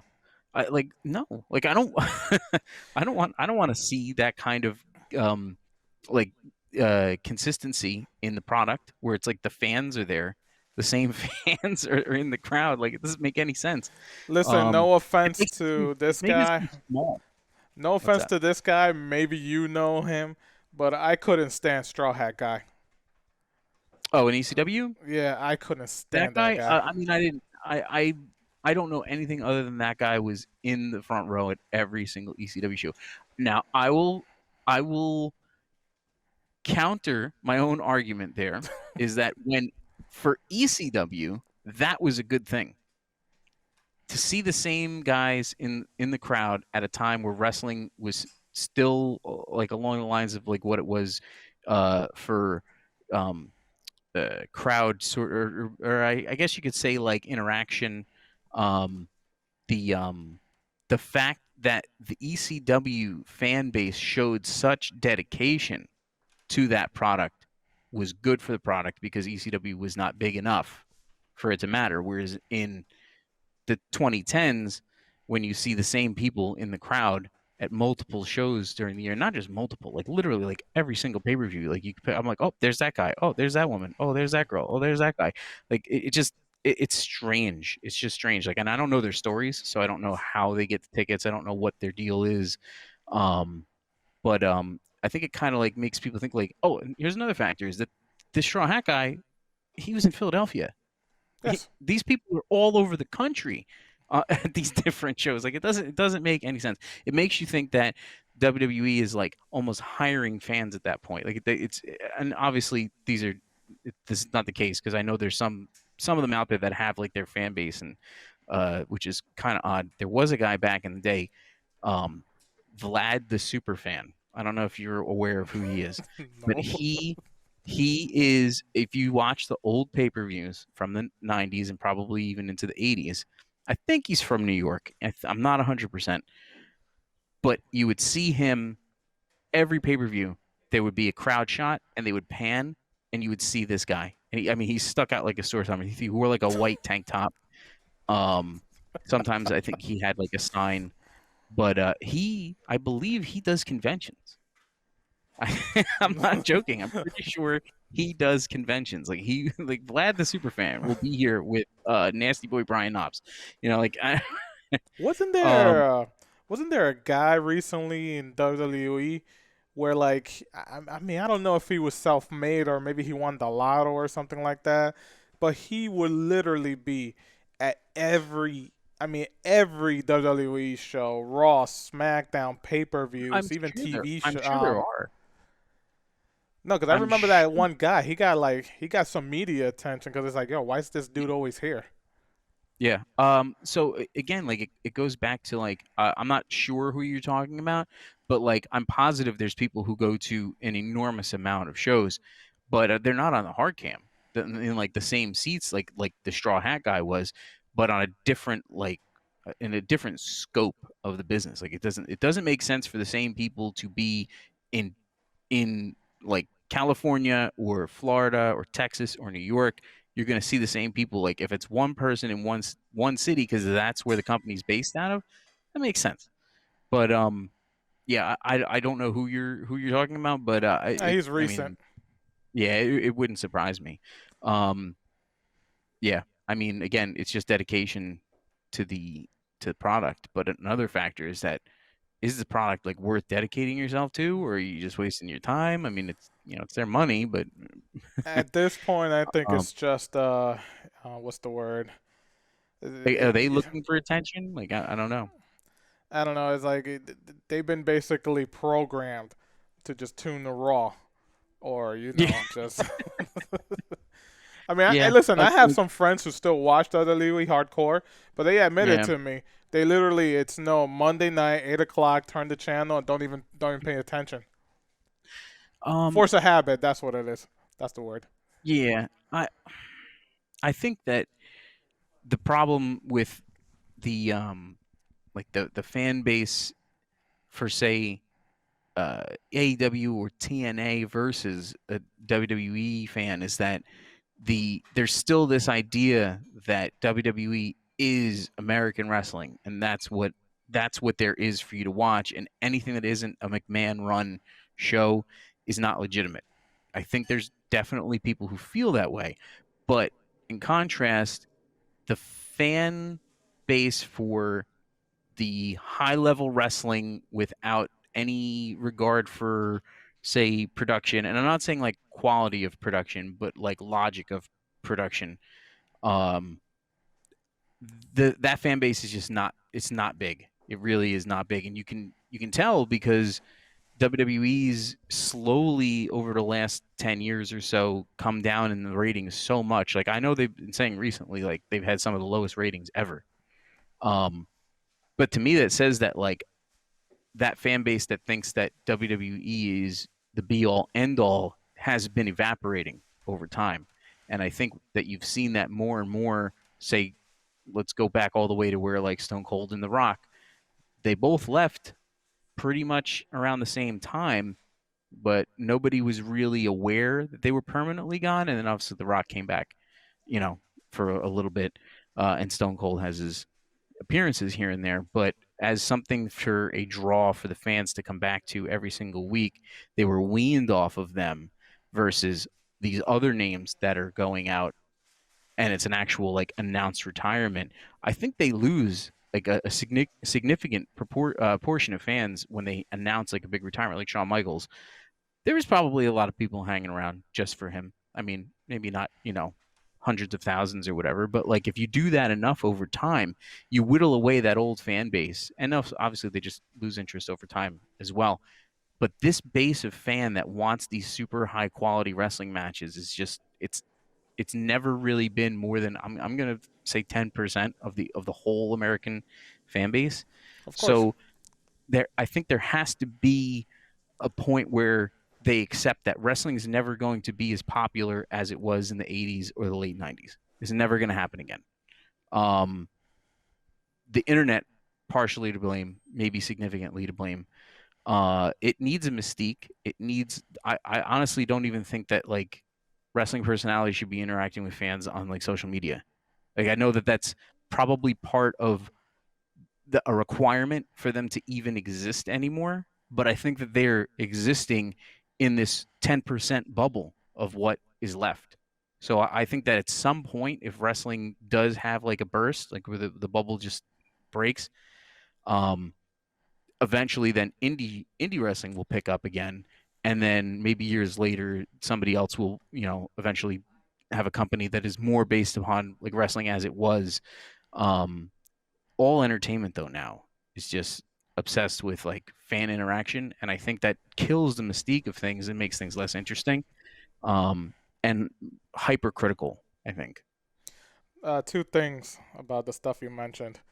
Number one, I'm fully in agreement with you. I've always said the biggest danger Vince McMahon has done to the wrestling world is he's given the business world the idea that he's the only one who knows how to do it. Yeah. That's number one. And number two, the fan interaction. True. Does it bother you that after he retired, I mean, again, Undertaker's been going on all these social media tours. I mean, he was in full getup talking to Snoop Dogg. Does that take away a little bit away from If he does things in full gimmick, I think it doesn't make sense at this point. I know that there's like a sweet spot for getting a character on television, at least. You can see how they did it, back in like Johnny Carson days. They still, again, they maintain kayfabe while also adding like the element of like this is a job. Like you think about like wrestlers, like they're just getting paid, to go out there to, beat each other versus they're going out there to perform a character. So you kind of got like both of those things with like even something as like simple as like Regis Philbin. They used to have wrestlers on all the time on that. Dude, I They was would about to almost bring that up, always, man. My yeah, favorite was when Taker and Paul Bear went on Regis and Kelly. That was such yes, an awesome appearance. Regis and Kathy Lee, yeah. Yeah, That Regis and was Kelly, excuse me. was that well, so he was on, I believe he was on twice. There was the one with the Yokozuna angle With the where they brought the casket with the out. casket, yes. Yes, and he goes in and he pulls out the Undertaker teddy bear. Um, Yes.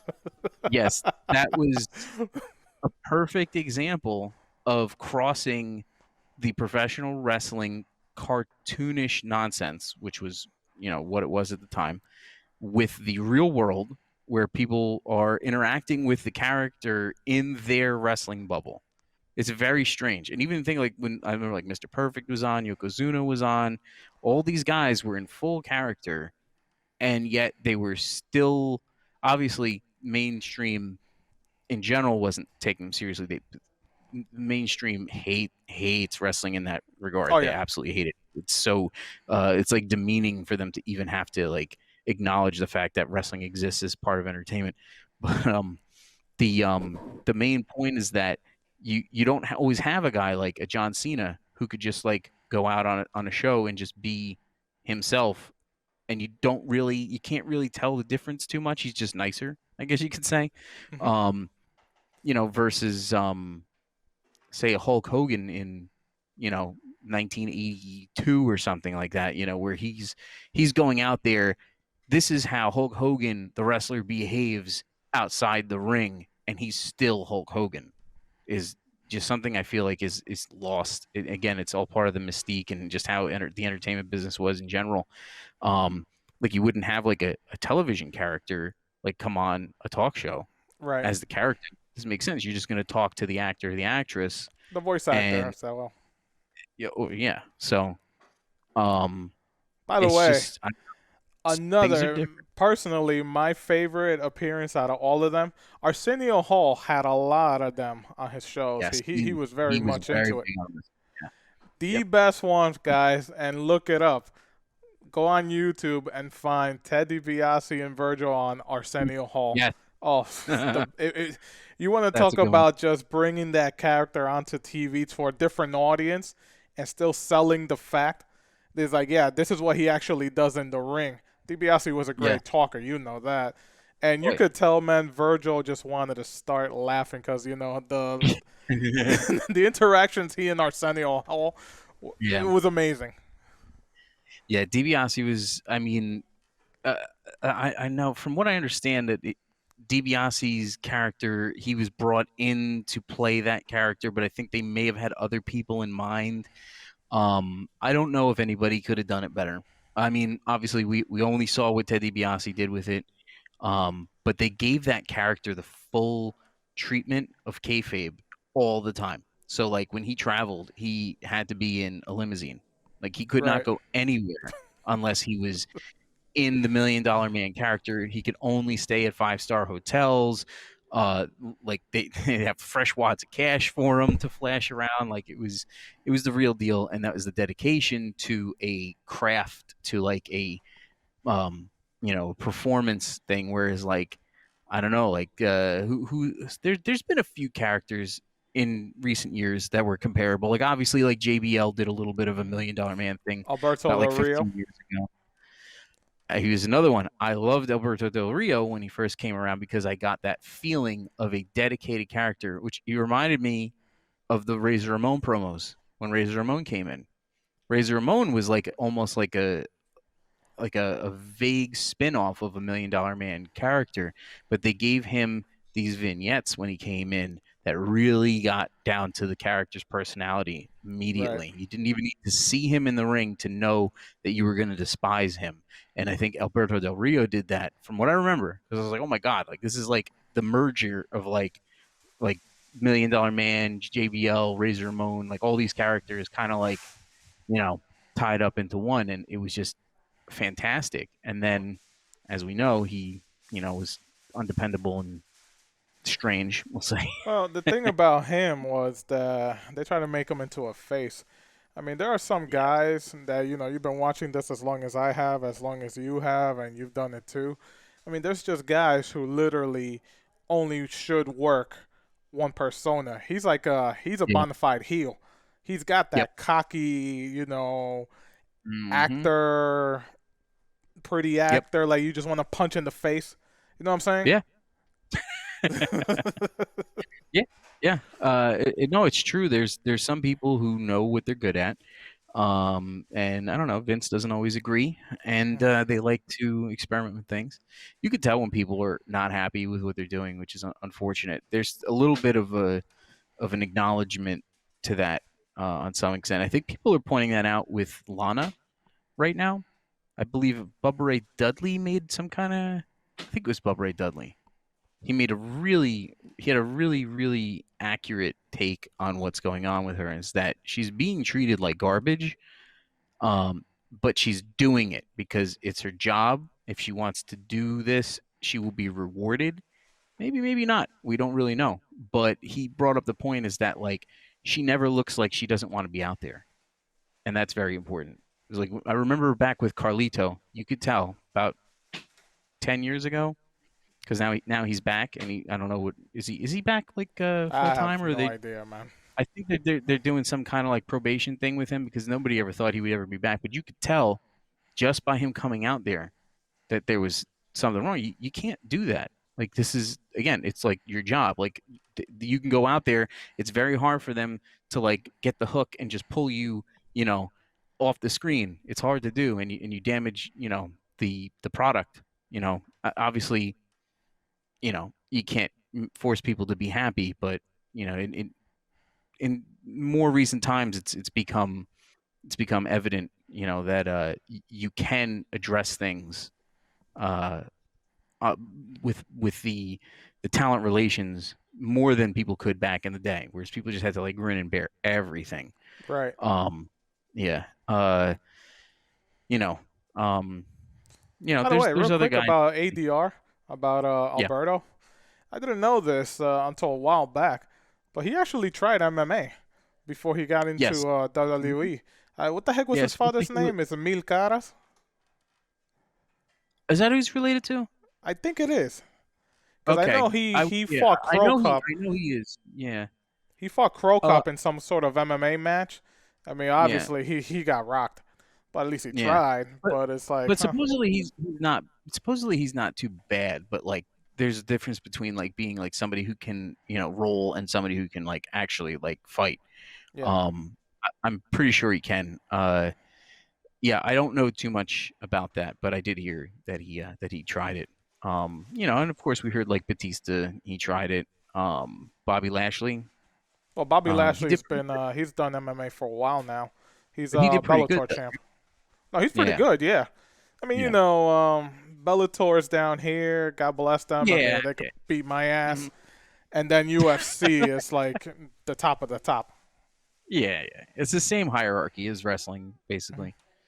Um, By the way, yeah, another guy that I just realized that I literally grew up watching, and he's much younger than The Undertaker, and I've seen him wrestle since he's 15. Rey Mysterio. yes, yes. Jesus. Yeah, I remember when he came into ECW. That's where I was introduced to him. Um, he was like 22, I think. Yeah, I think he something like was that. maybe 21 or 20. Yeah, I mean, when he broke some into people ECW. I don't know forget what year. those Mexican guys, they wrestle since Yeah, they're like 12. yeah, yep. He's wrestling at the bar. They said they had bar shows, Yes. and he would sneak in after doing his arithmetic. I believe Joey Styles said um, his arithmetic homework. Um, yeah, that's just again, you don't realize like a lot. It's funny. I was going to bring this up before. Is that I broke in again stupidly. I broke into the business at 16, and there's guys who are older than me who didn't start until after I did, because they went to college. They like waited until they maybe had like a degree in business or something like that before they said I'm going to give this wrestling thing a shot. Like someone like a John Cena. Like I mean, when I when did believe Shane he? Douglas was had the same route. What's that? Shane Douglas, I believe he went and got his master's before he decided to actually do Yeah, wrestling. yeah. Well, I think a lot of guys, as of like being born in the 60s, I'll say, like that age range, like you have like this like unbelievable group, and it's not just wrestling, it's like all of entertainment, where like people who were born like vaguely between like the 1960 to 1970 who have dramatically excelled in everything. And they were good 20 years ago, and these people are still in demand today, whereas like you may have had people who were just good for their generation, and that was it, which is why you see so much of this nostalgia and reboots today. It's like much much more significant than it was. Like, we had that back in the day, like when we were kids, they were rebooting things, but it's got to be like tenfold now. So like if you look at like all these guys who ran the Attitude Era, they were at that age range where they were hitting their peak. They were still able to perform. They had enough experience. So you have like Stone Cold, Undertaker, Mick Foley, Shawn Michaels. Triple It's H, like a Bret Hart. few other ones. Yeah, Bret Hart. I think Bret Hart's a little bit older, and Triple H is a little bit younger, Yeah, but you're they all right. fall basically into that age range. And there's a bunch of other ones, but they were all born like right around 1965. And it's also like that, like I said, in other like sports and like movies, music. Something very odd about that decade where the peak content hit, where like you couldn't do anything new anymore without it turning into garbage.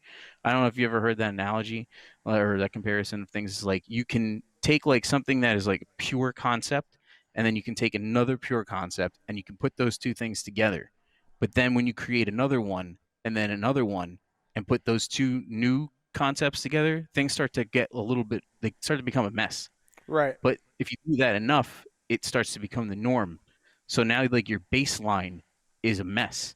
And I think we've hit that point now, another generation deep, where you have all these things in every aspect of entertainment that have all been combined so many times that now you're just spitting out garbage.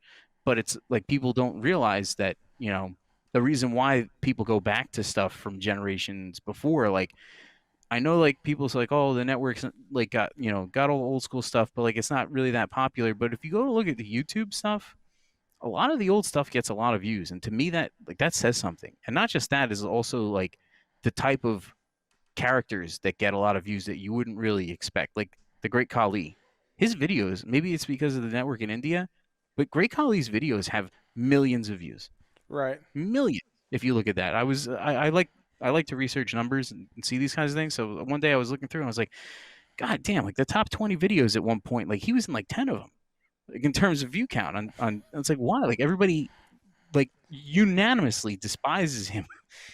but people like to see these like crazy things. Like it doesn't matter how good or bad something is. It's like it's an attraction.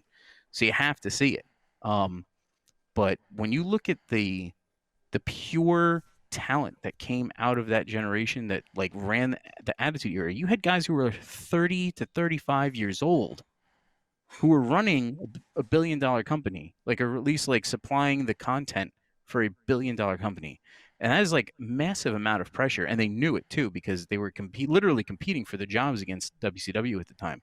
Right. So they had to produce this like interesting, at least, what was thought to be interesting at the time. And they also, their hands were not as tied as they are now, which I know like Undertaker's getting some heat for some things that he said, but he's absolutely right about.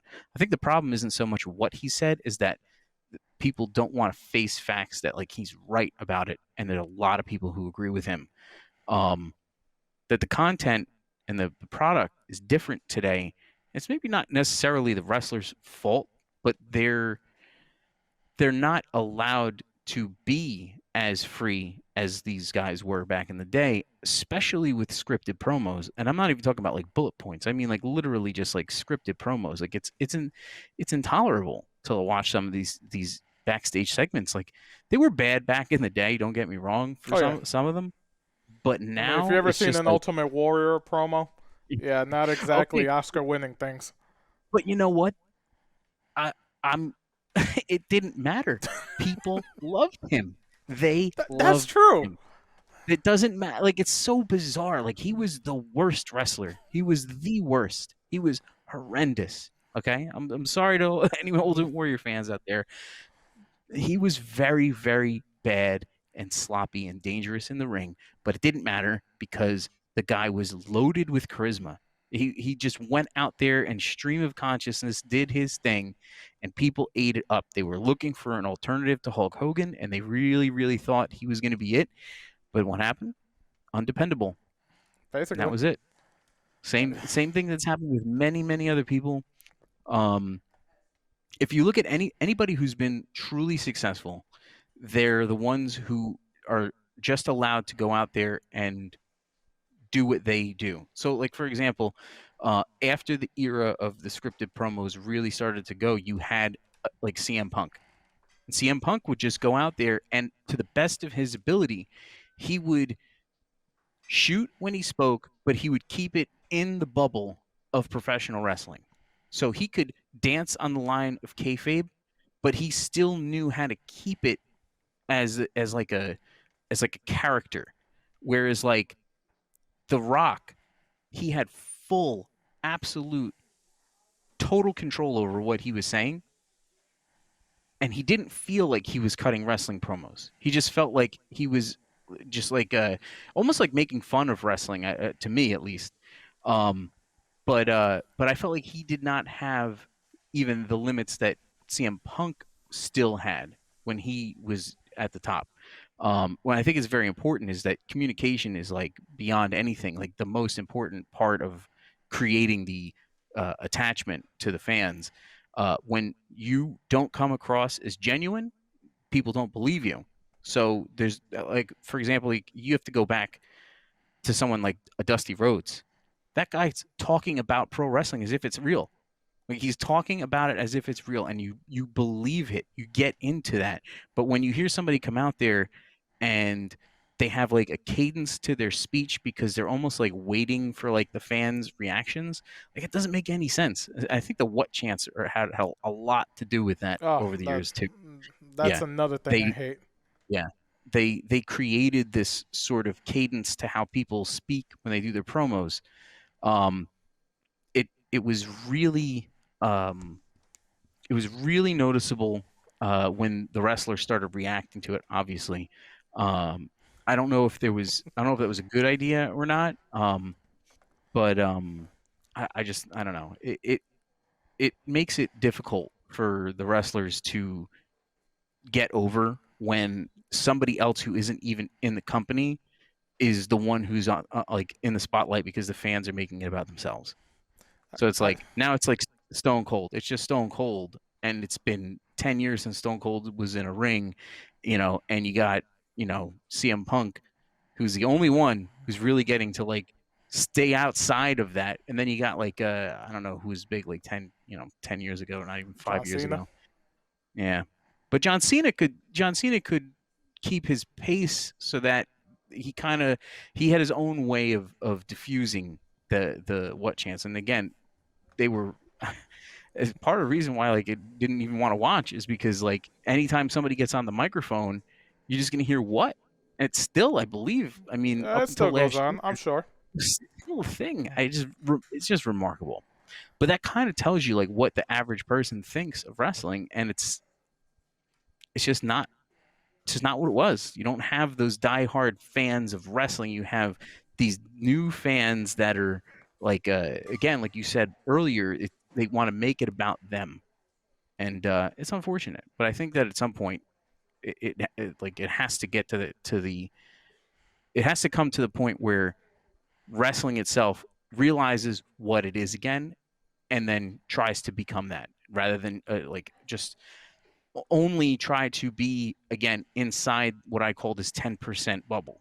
You got to get out of it, and you have to get average people back into the base and think of like this is something worth watching. Where it's like now it's just self-important, like you're just doing this for your buddies.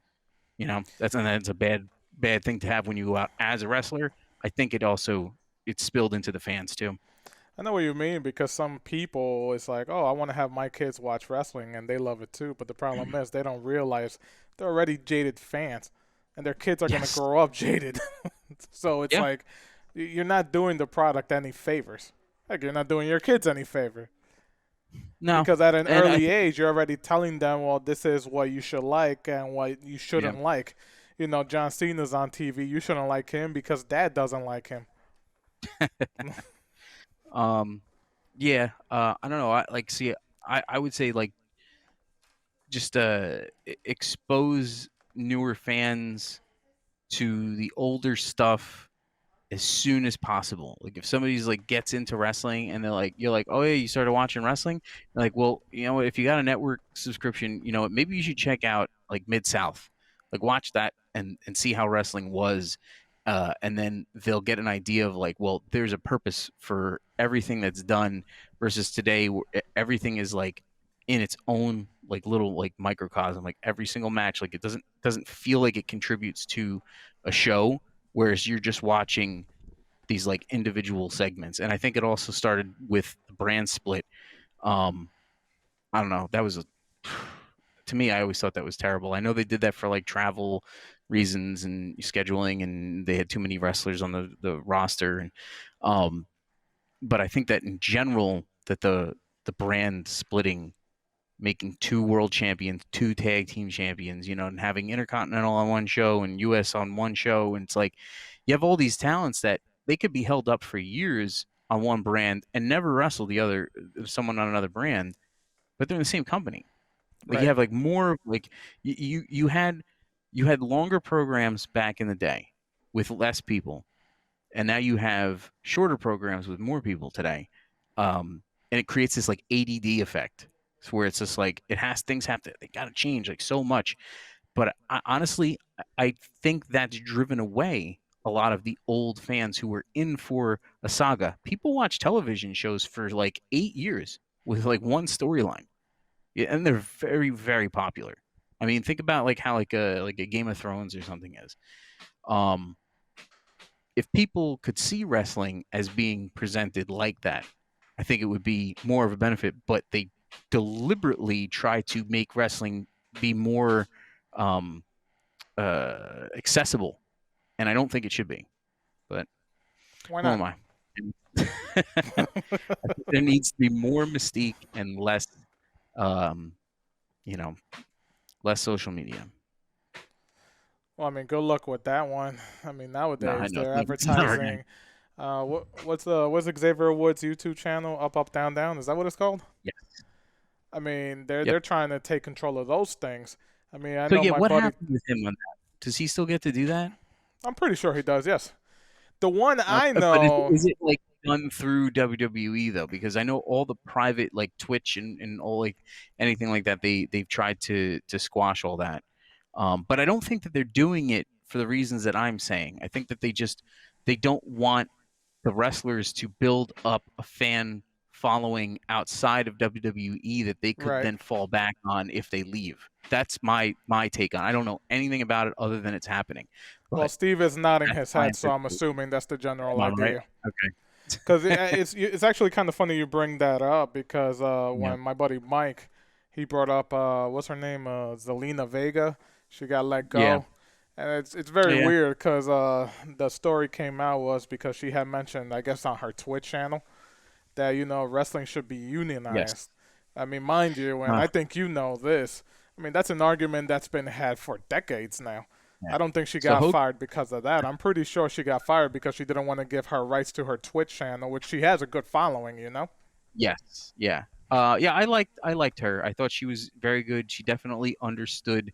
She got it. I guess you could just say she understood the business and performance and or having a character, and she definitely had a very unique look.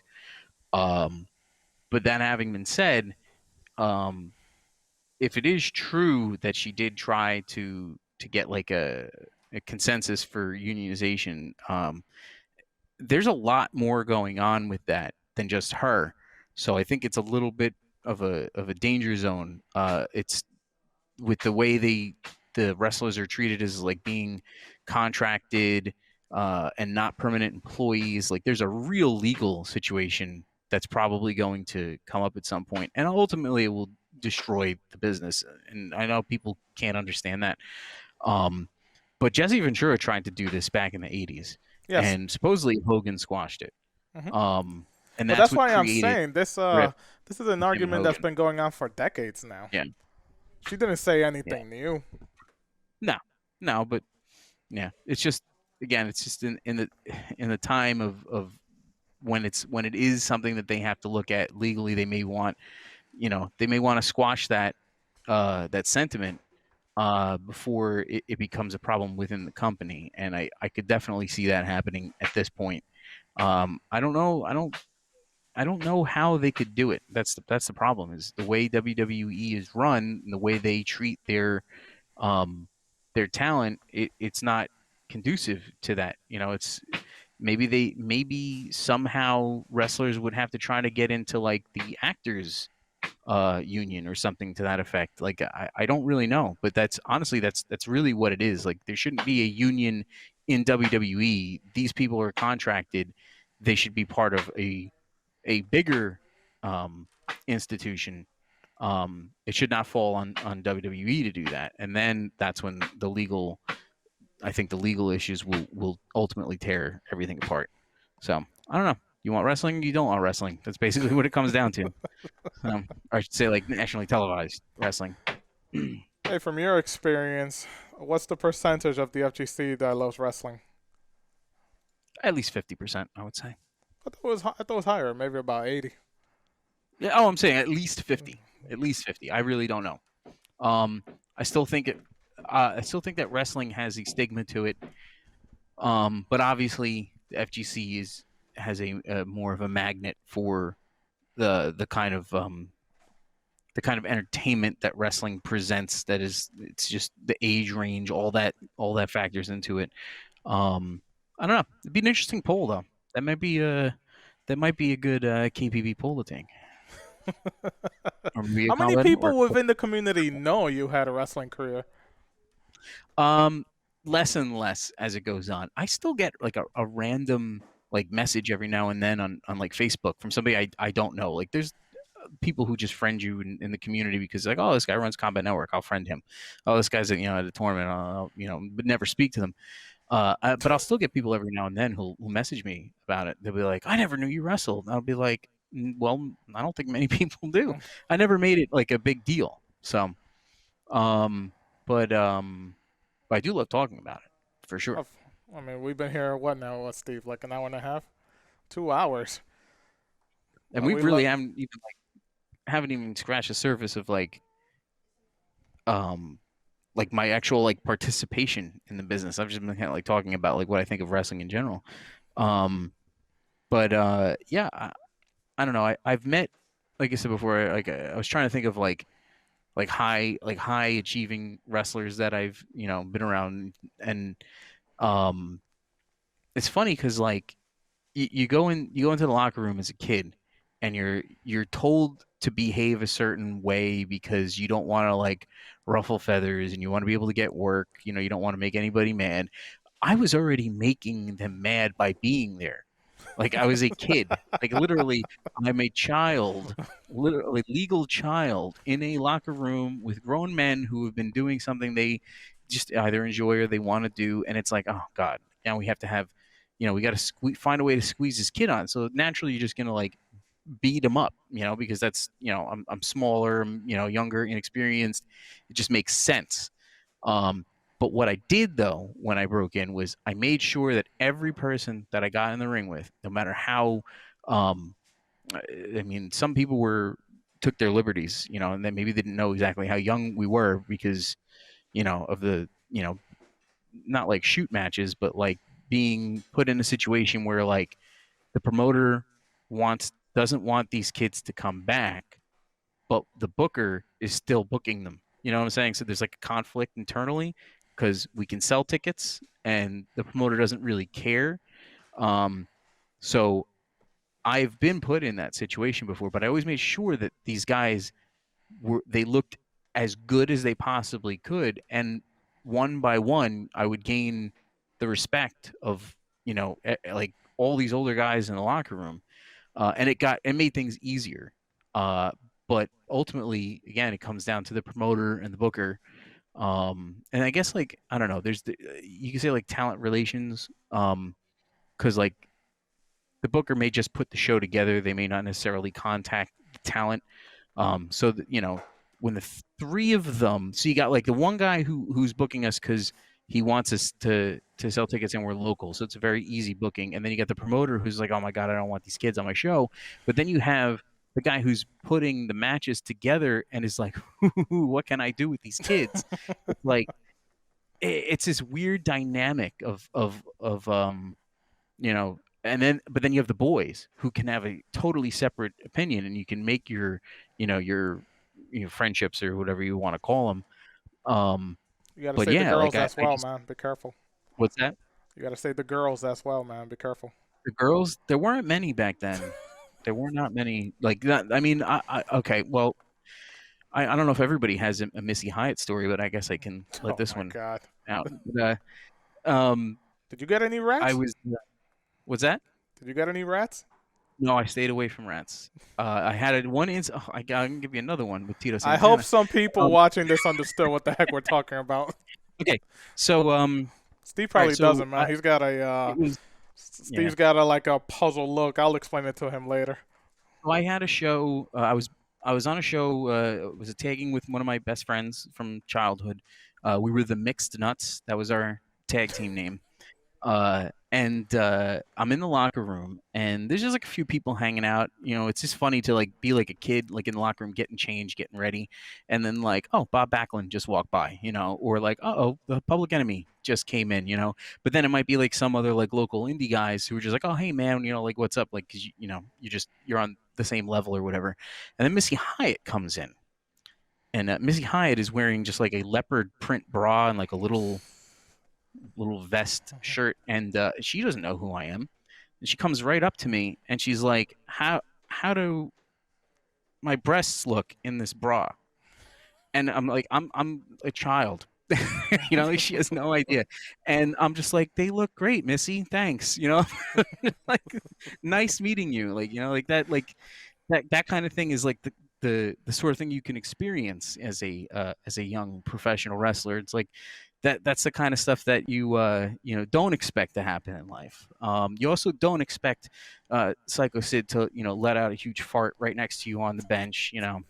Or get changed next to King Kong Bundy. These things, as a kid, you don't think about this. You don't think this is ever going to happen. And to be at the age where you can think of it in that regard is like another level on top of that. And no, I there's some things that I witnessed. I will not discuss on a podcast. I will discuss in person if you like. But there's been some questionable things that happen here and there. But I like I said, I've met a lot.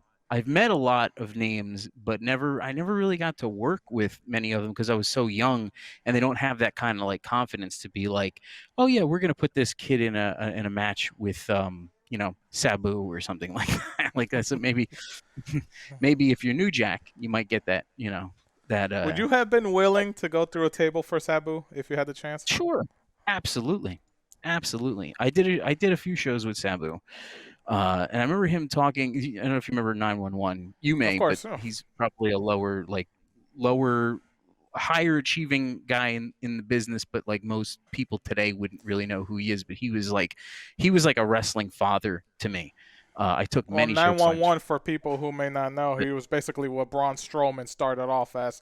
He would come in, just choke slam the hell out of somebody, and then just get out. Yeah, he was a huge biker guy. He was like 6'6", 350 pounds, but just a great guy. He would supply the ring for shows that I was doing at the time. But 911 and Sabu were in the locker room. We're just hanging out. Again, it's just a funny thing to think like I'm just hanging out with these guys, And I just remember Sabu because there was an incident I think that just didn't happen where like a fan got into a fight with one of the wrestlers, like reaching over the guardrail, and it was like a pretty serious thing.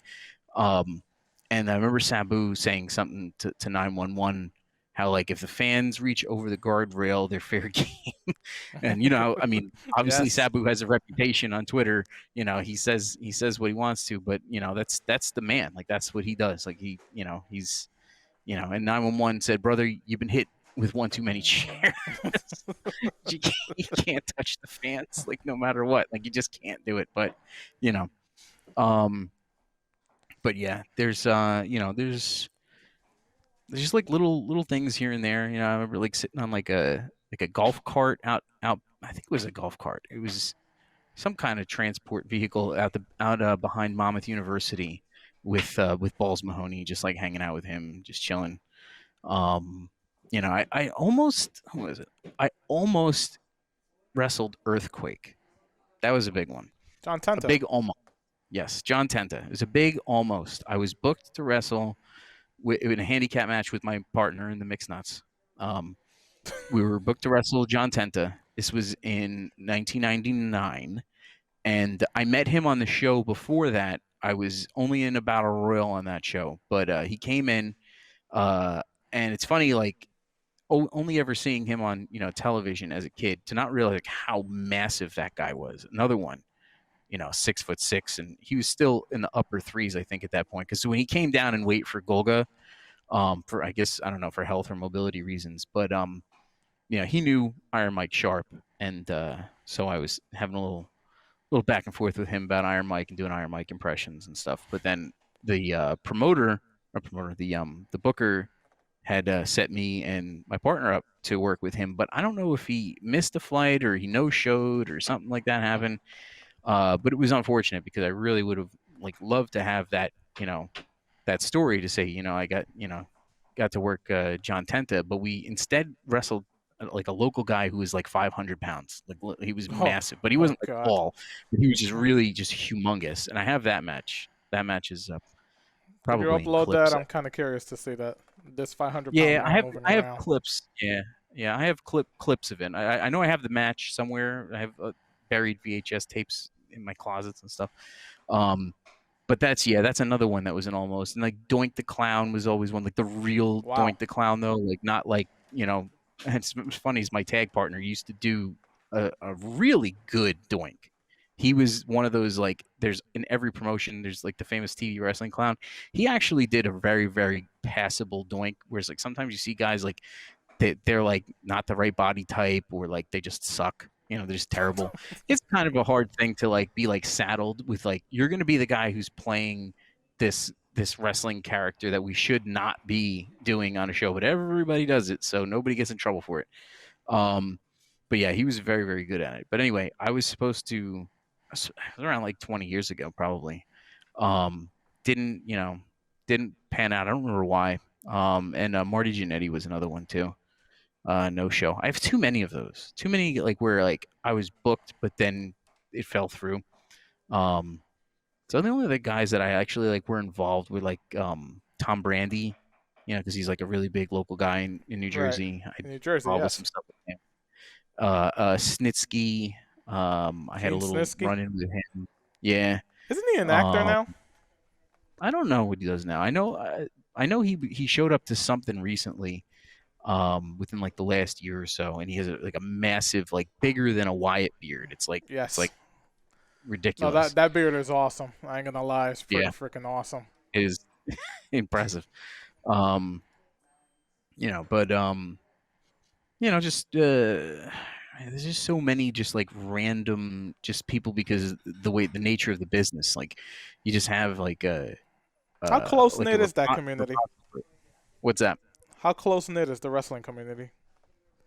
There's like factions and layers of the community that you'll see guys that came up in like the early 90s. They're all still friends. Like I see them posting all the time, like because I'm like friends with like a handful here and there, and anytime one of them posts something, I see all of them showing up in the feed as if like it's 25 years ago, and they're all still buddies. So I'm sure that happens across the board with indie guys. I don't know how much it happens really with TV people. I'm sure they create their bonds and they have like their the ones that they still keep in touch with and stuff, but I think it's probably harder because of the level of competition for work. It gets smaller and smaller as you get to the top. But as Hulk Hogan said, the more friends you have in wrestling, the less money you make. We've been talking what Yeah. now? 2.5 hours? Wow. Is it 2.5 hours, Steve? Jeez, man. We could talk forever here, you and me. You gotta go. You gotta take it home. Is that what you're telling me? And we didn't Promo- even get to your promoter gaming needs- collection yet. Promoter needs more time at the main event. Jump at the bell. Well, Steve is the booker, so Oh man, that was another good one. All right, so a friend of mine, he had a neck injury, and he was forced to retire early. But he was one of those people who just couldn't stay out of the ring, and he would keep coming back. So he calls me up like wasted one night, and he's like, "Hey, I just want to let you know I'm having my last match tomorrow." He's like, "I'd really like for you to come see it, And I was just like, I was like, "Hey, didn't you like retire last year and the year before that?" And he's like, "Yeah, no, I really mean it though this time. I'm really gonna retire." He's like, "I want you to come down." I was just like, "Okay." I was like, "All right, I'll come check it out." So it was like an hour drive or something like that. And then the next day he calls me up at like noon, and he's like, "Hey, one of the guys in the match, because it's a tag match, he's like, one of the guys in the match, he had something happen. He can't make it. He's like, can you be in the match?" And I'm like, really? No. I'm like, I did wind up doing it, and on normal circumstances I would love it, but it was for like a rival promotion for the company that I worked for at the time, so it was like I really had to like I took some heat for it, but I was just like honest about it to the promoter that I worked for. Anyway, the whole point of the story is we have a tag match, and we're given something like 13 minutes, I think it was. So like when you go out for the show, like they break down the matches, and if there's any mic work, like what kind of bullet points like you're supposed to talk about. but the match we had was like I think it was 13, which is pretty good amount of time. Uh, and then right before we went out, the the promoter came up to us and said he's like, you guys got to take it down to like 3. And we're like, what? And he's like, yeah, he's like, we're running late on the show. He's like, you guys only got 3 minutes. It's like, we already went over everything. We have this 13-minute match like set.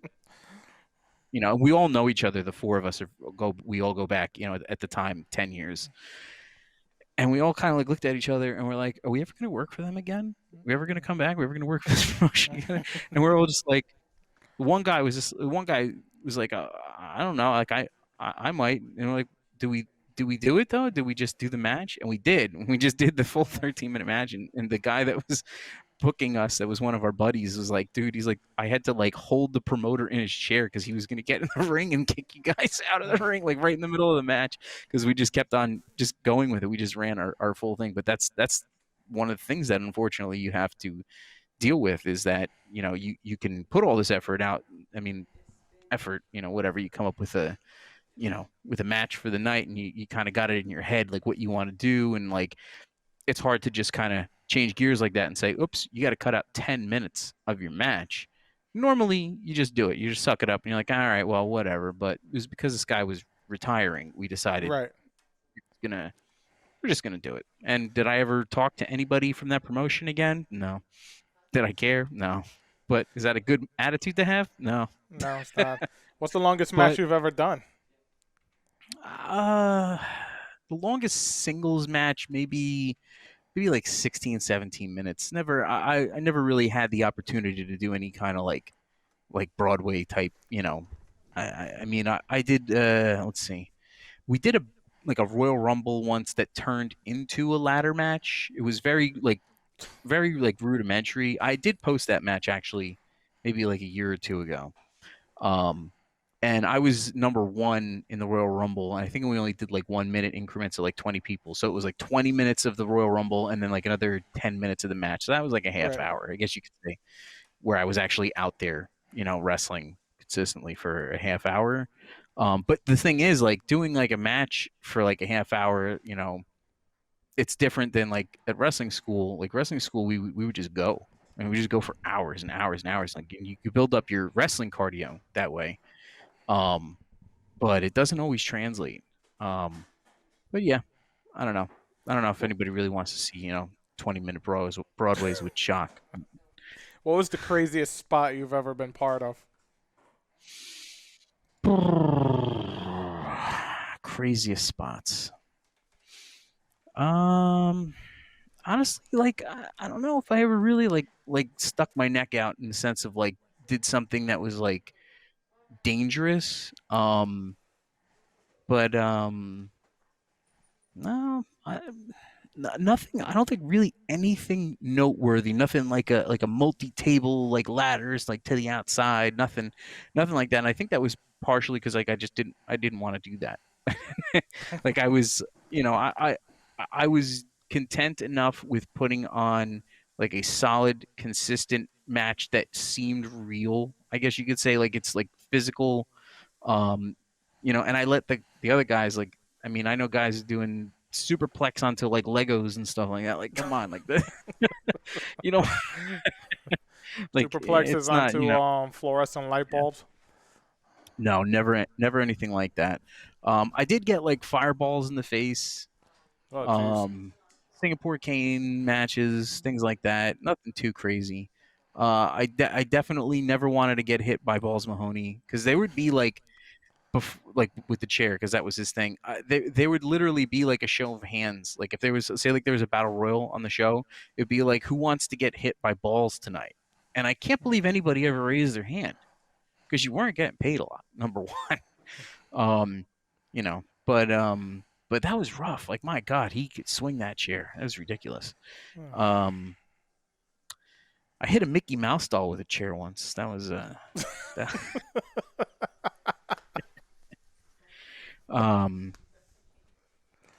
yeah, I don't know. Not like I said, nothing too crazy. I don't know. I can't like. I mean, just me getting in the ring was probably dangerous enough. If you could pick Um, one to have more success in, would it be your gaming career or your wrestling career? hmm, paradoxically, wrestling. That's Back what we're talking about, earlier in right? my life, wrestling. But today, I mean, if I had like a gaming media empire type thing going on, like that'd be cool. Is that for me? I don't know. My content is like everyone else's content. Like, or I should say, like everyone else's content is my content. All I do is run replays. I will say the other thing Um, though, that high score challenge you, James, yeah, Nitin, and I, Rodney are going through is pretty awesome. I really want to like tighten that up because that was something that like Nit kind of just like threw out there one day, and we just kind of ran with it. And all of a sudden, I was just like, "Wait a second!" I was like, "There's no organization to this. This is never gonna like take off. It's just gonna be me, him, and Jimmy. Just And then all of a sudden, Rodney like jumped in, and then like a couple other people were like, "Oh yeah," like kind of like Mike Metroid, I think, wants to jump in on it a little bit. I don't know. I would like to create like a list of games and then a set of rules, and maybe make like a sign up list and get people in, and just keep posting high scores. I can even add it like to like Combat Network or something. I could make like a thing on there for people to post their high scores. Actually has like a real like presence to it. But yeah, that would be cool. But Do you have it? definitely for wrestling. Do you have any Wrestling. shout outs to any old wrestling contacts that may be watching this?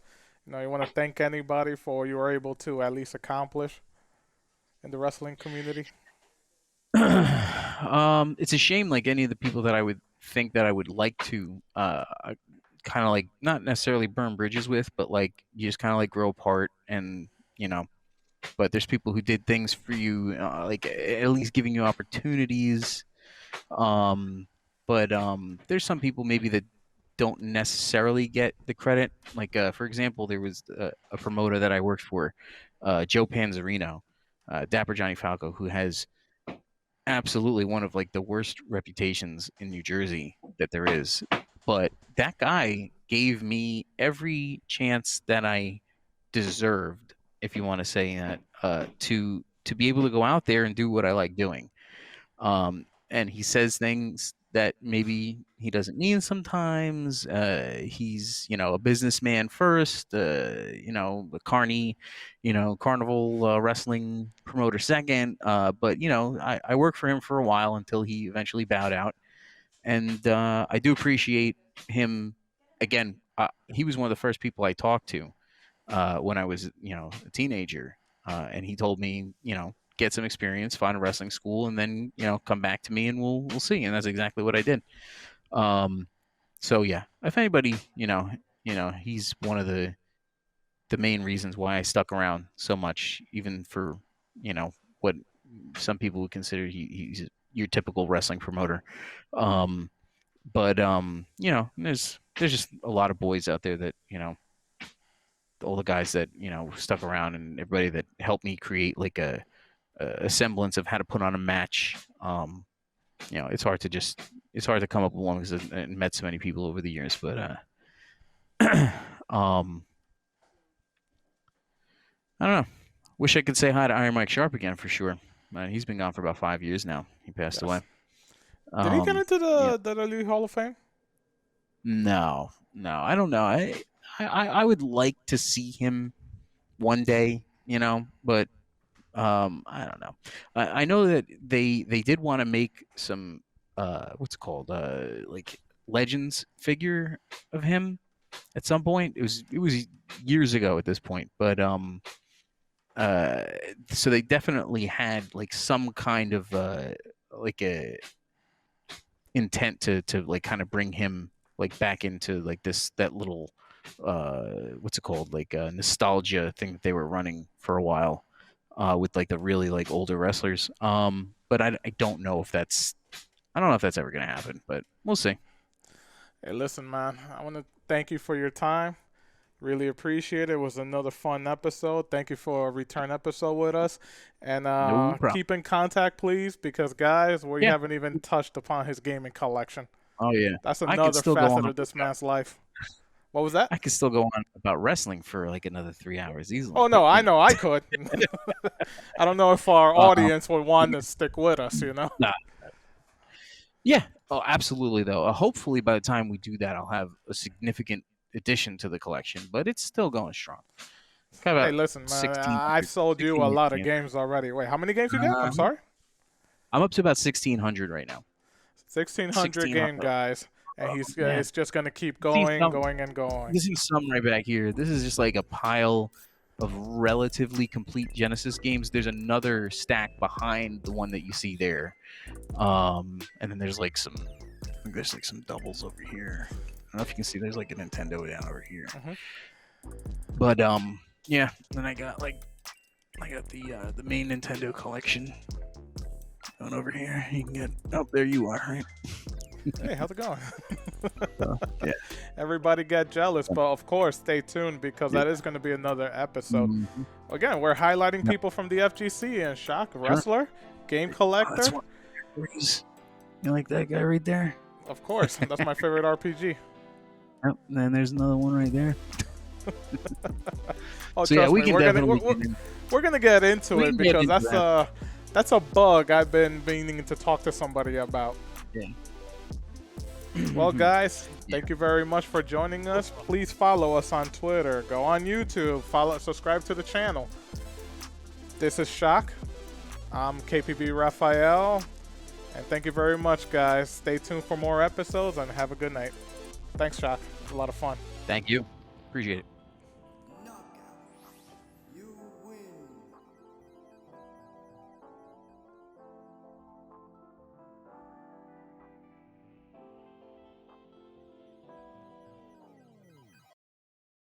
This has been a KPB Media Works production.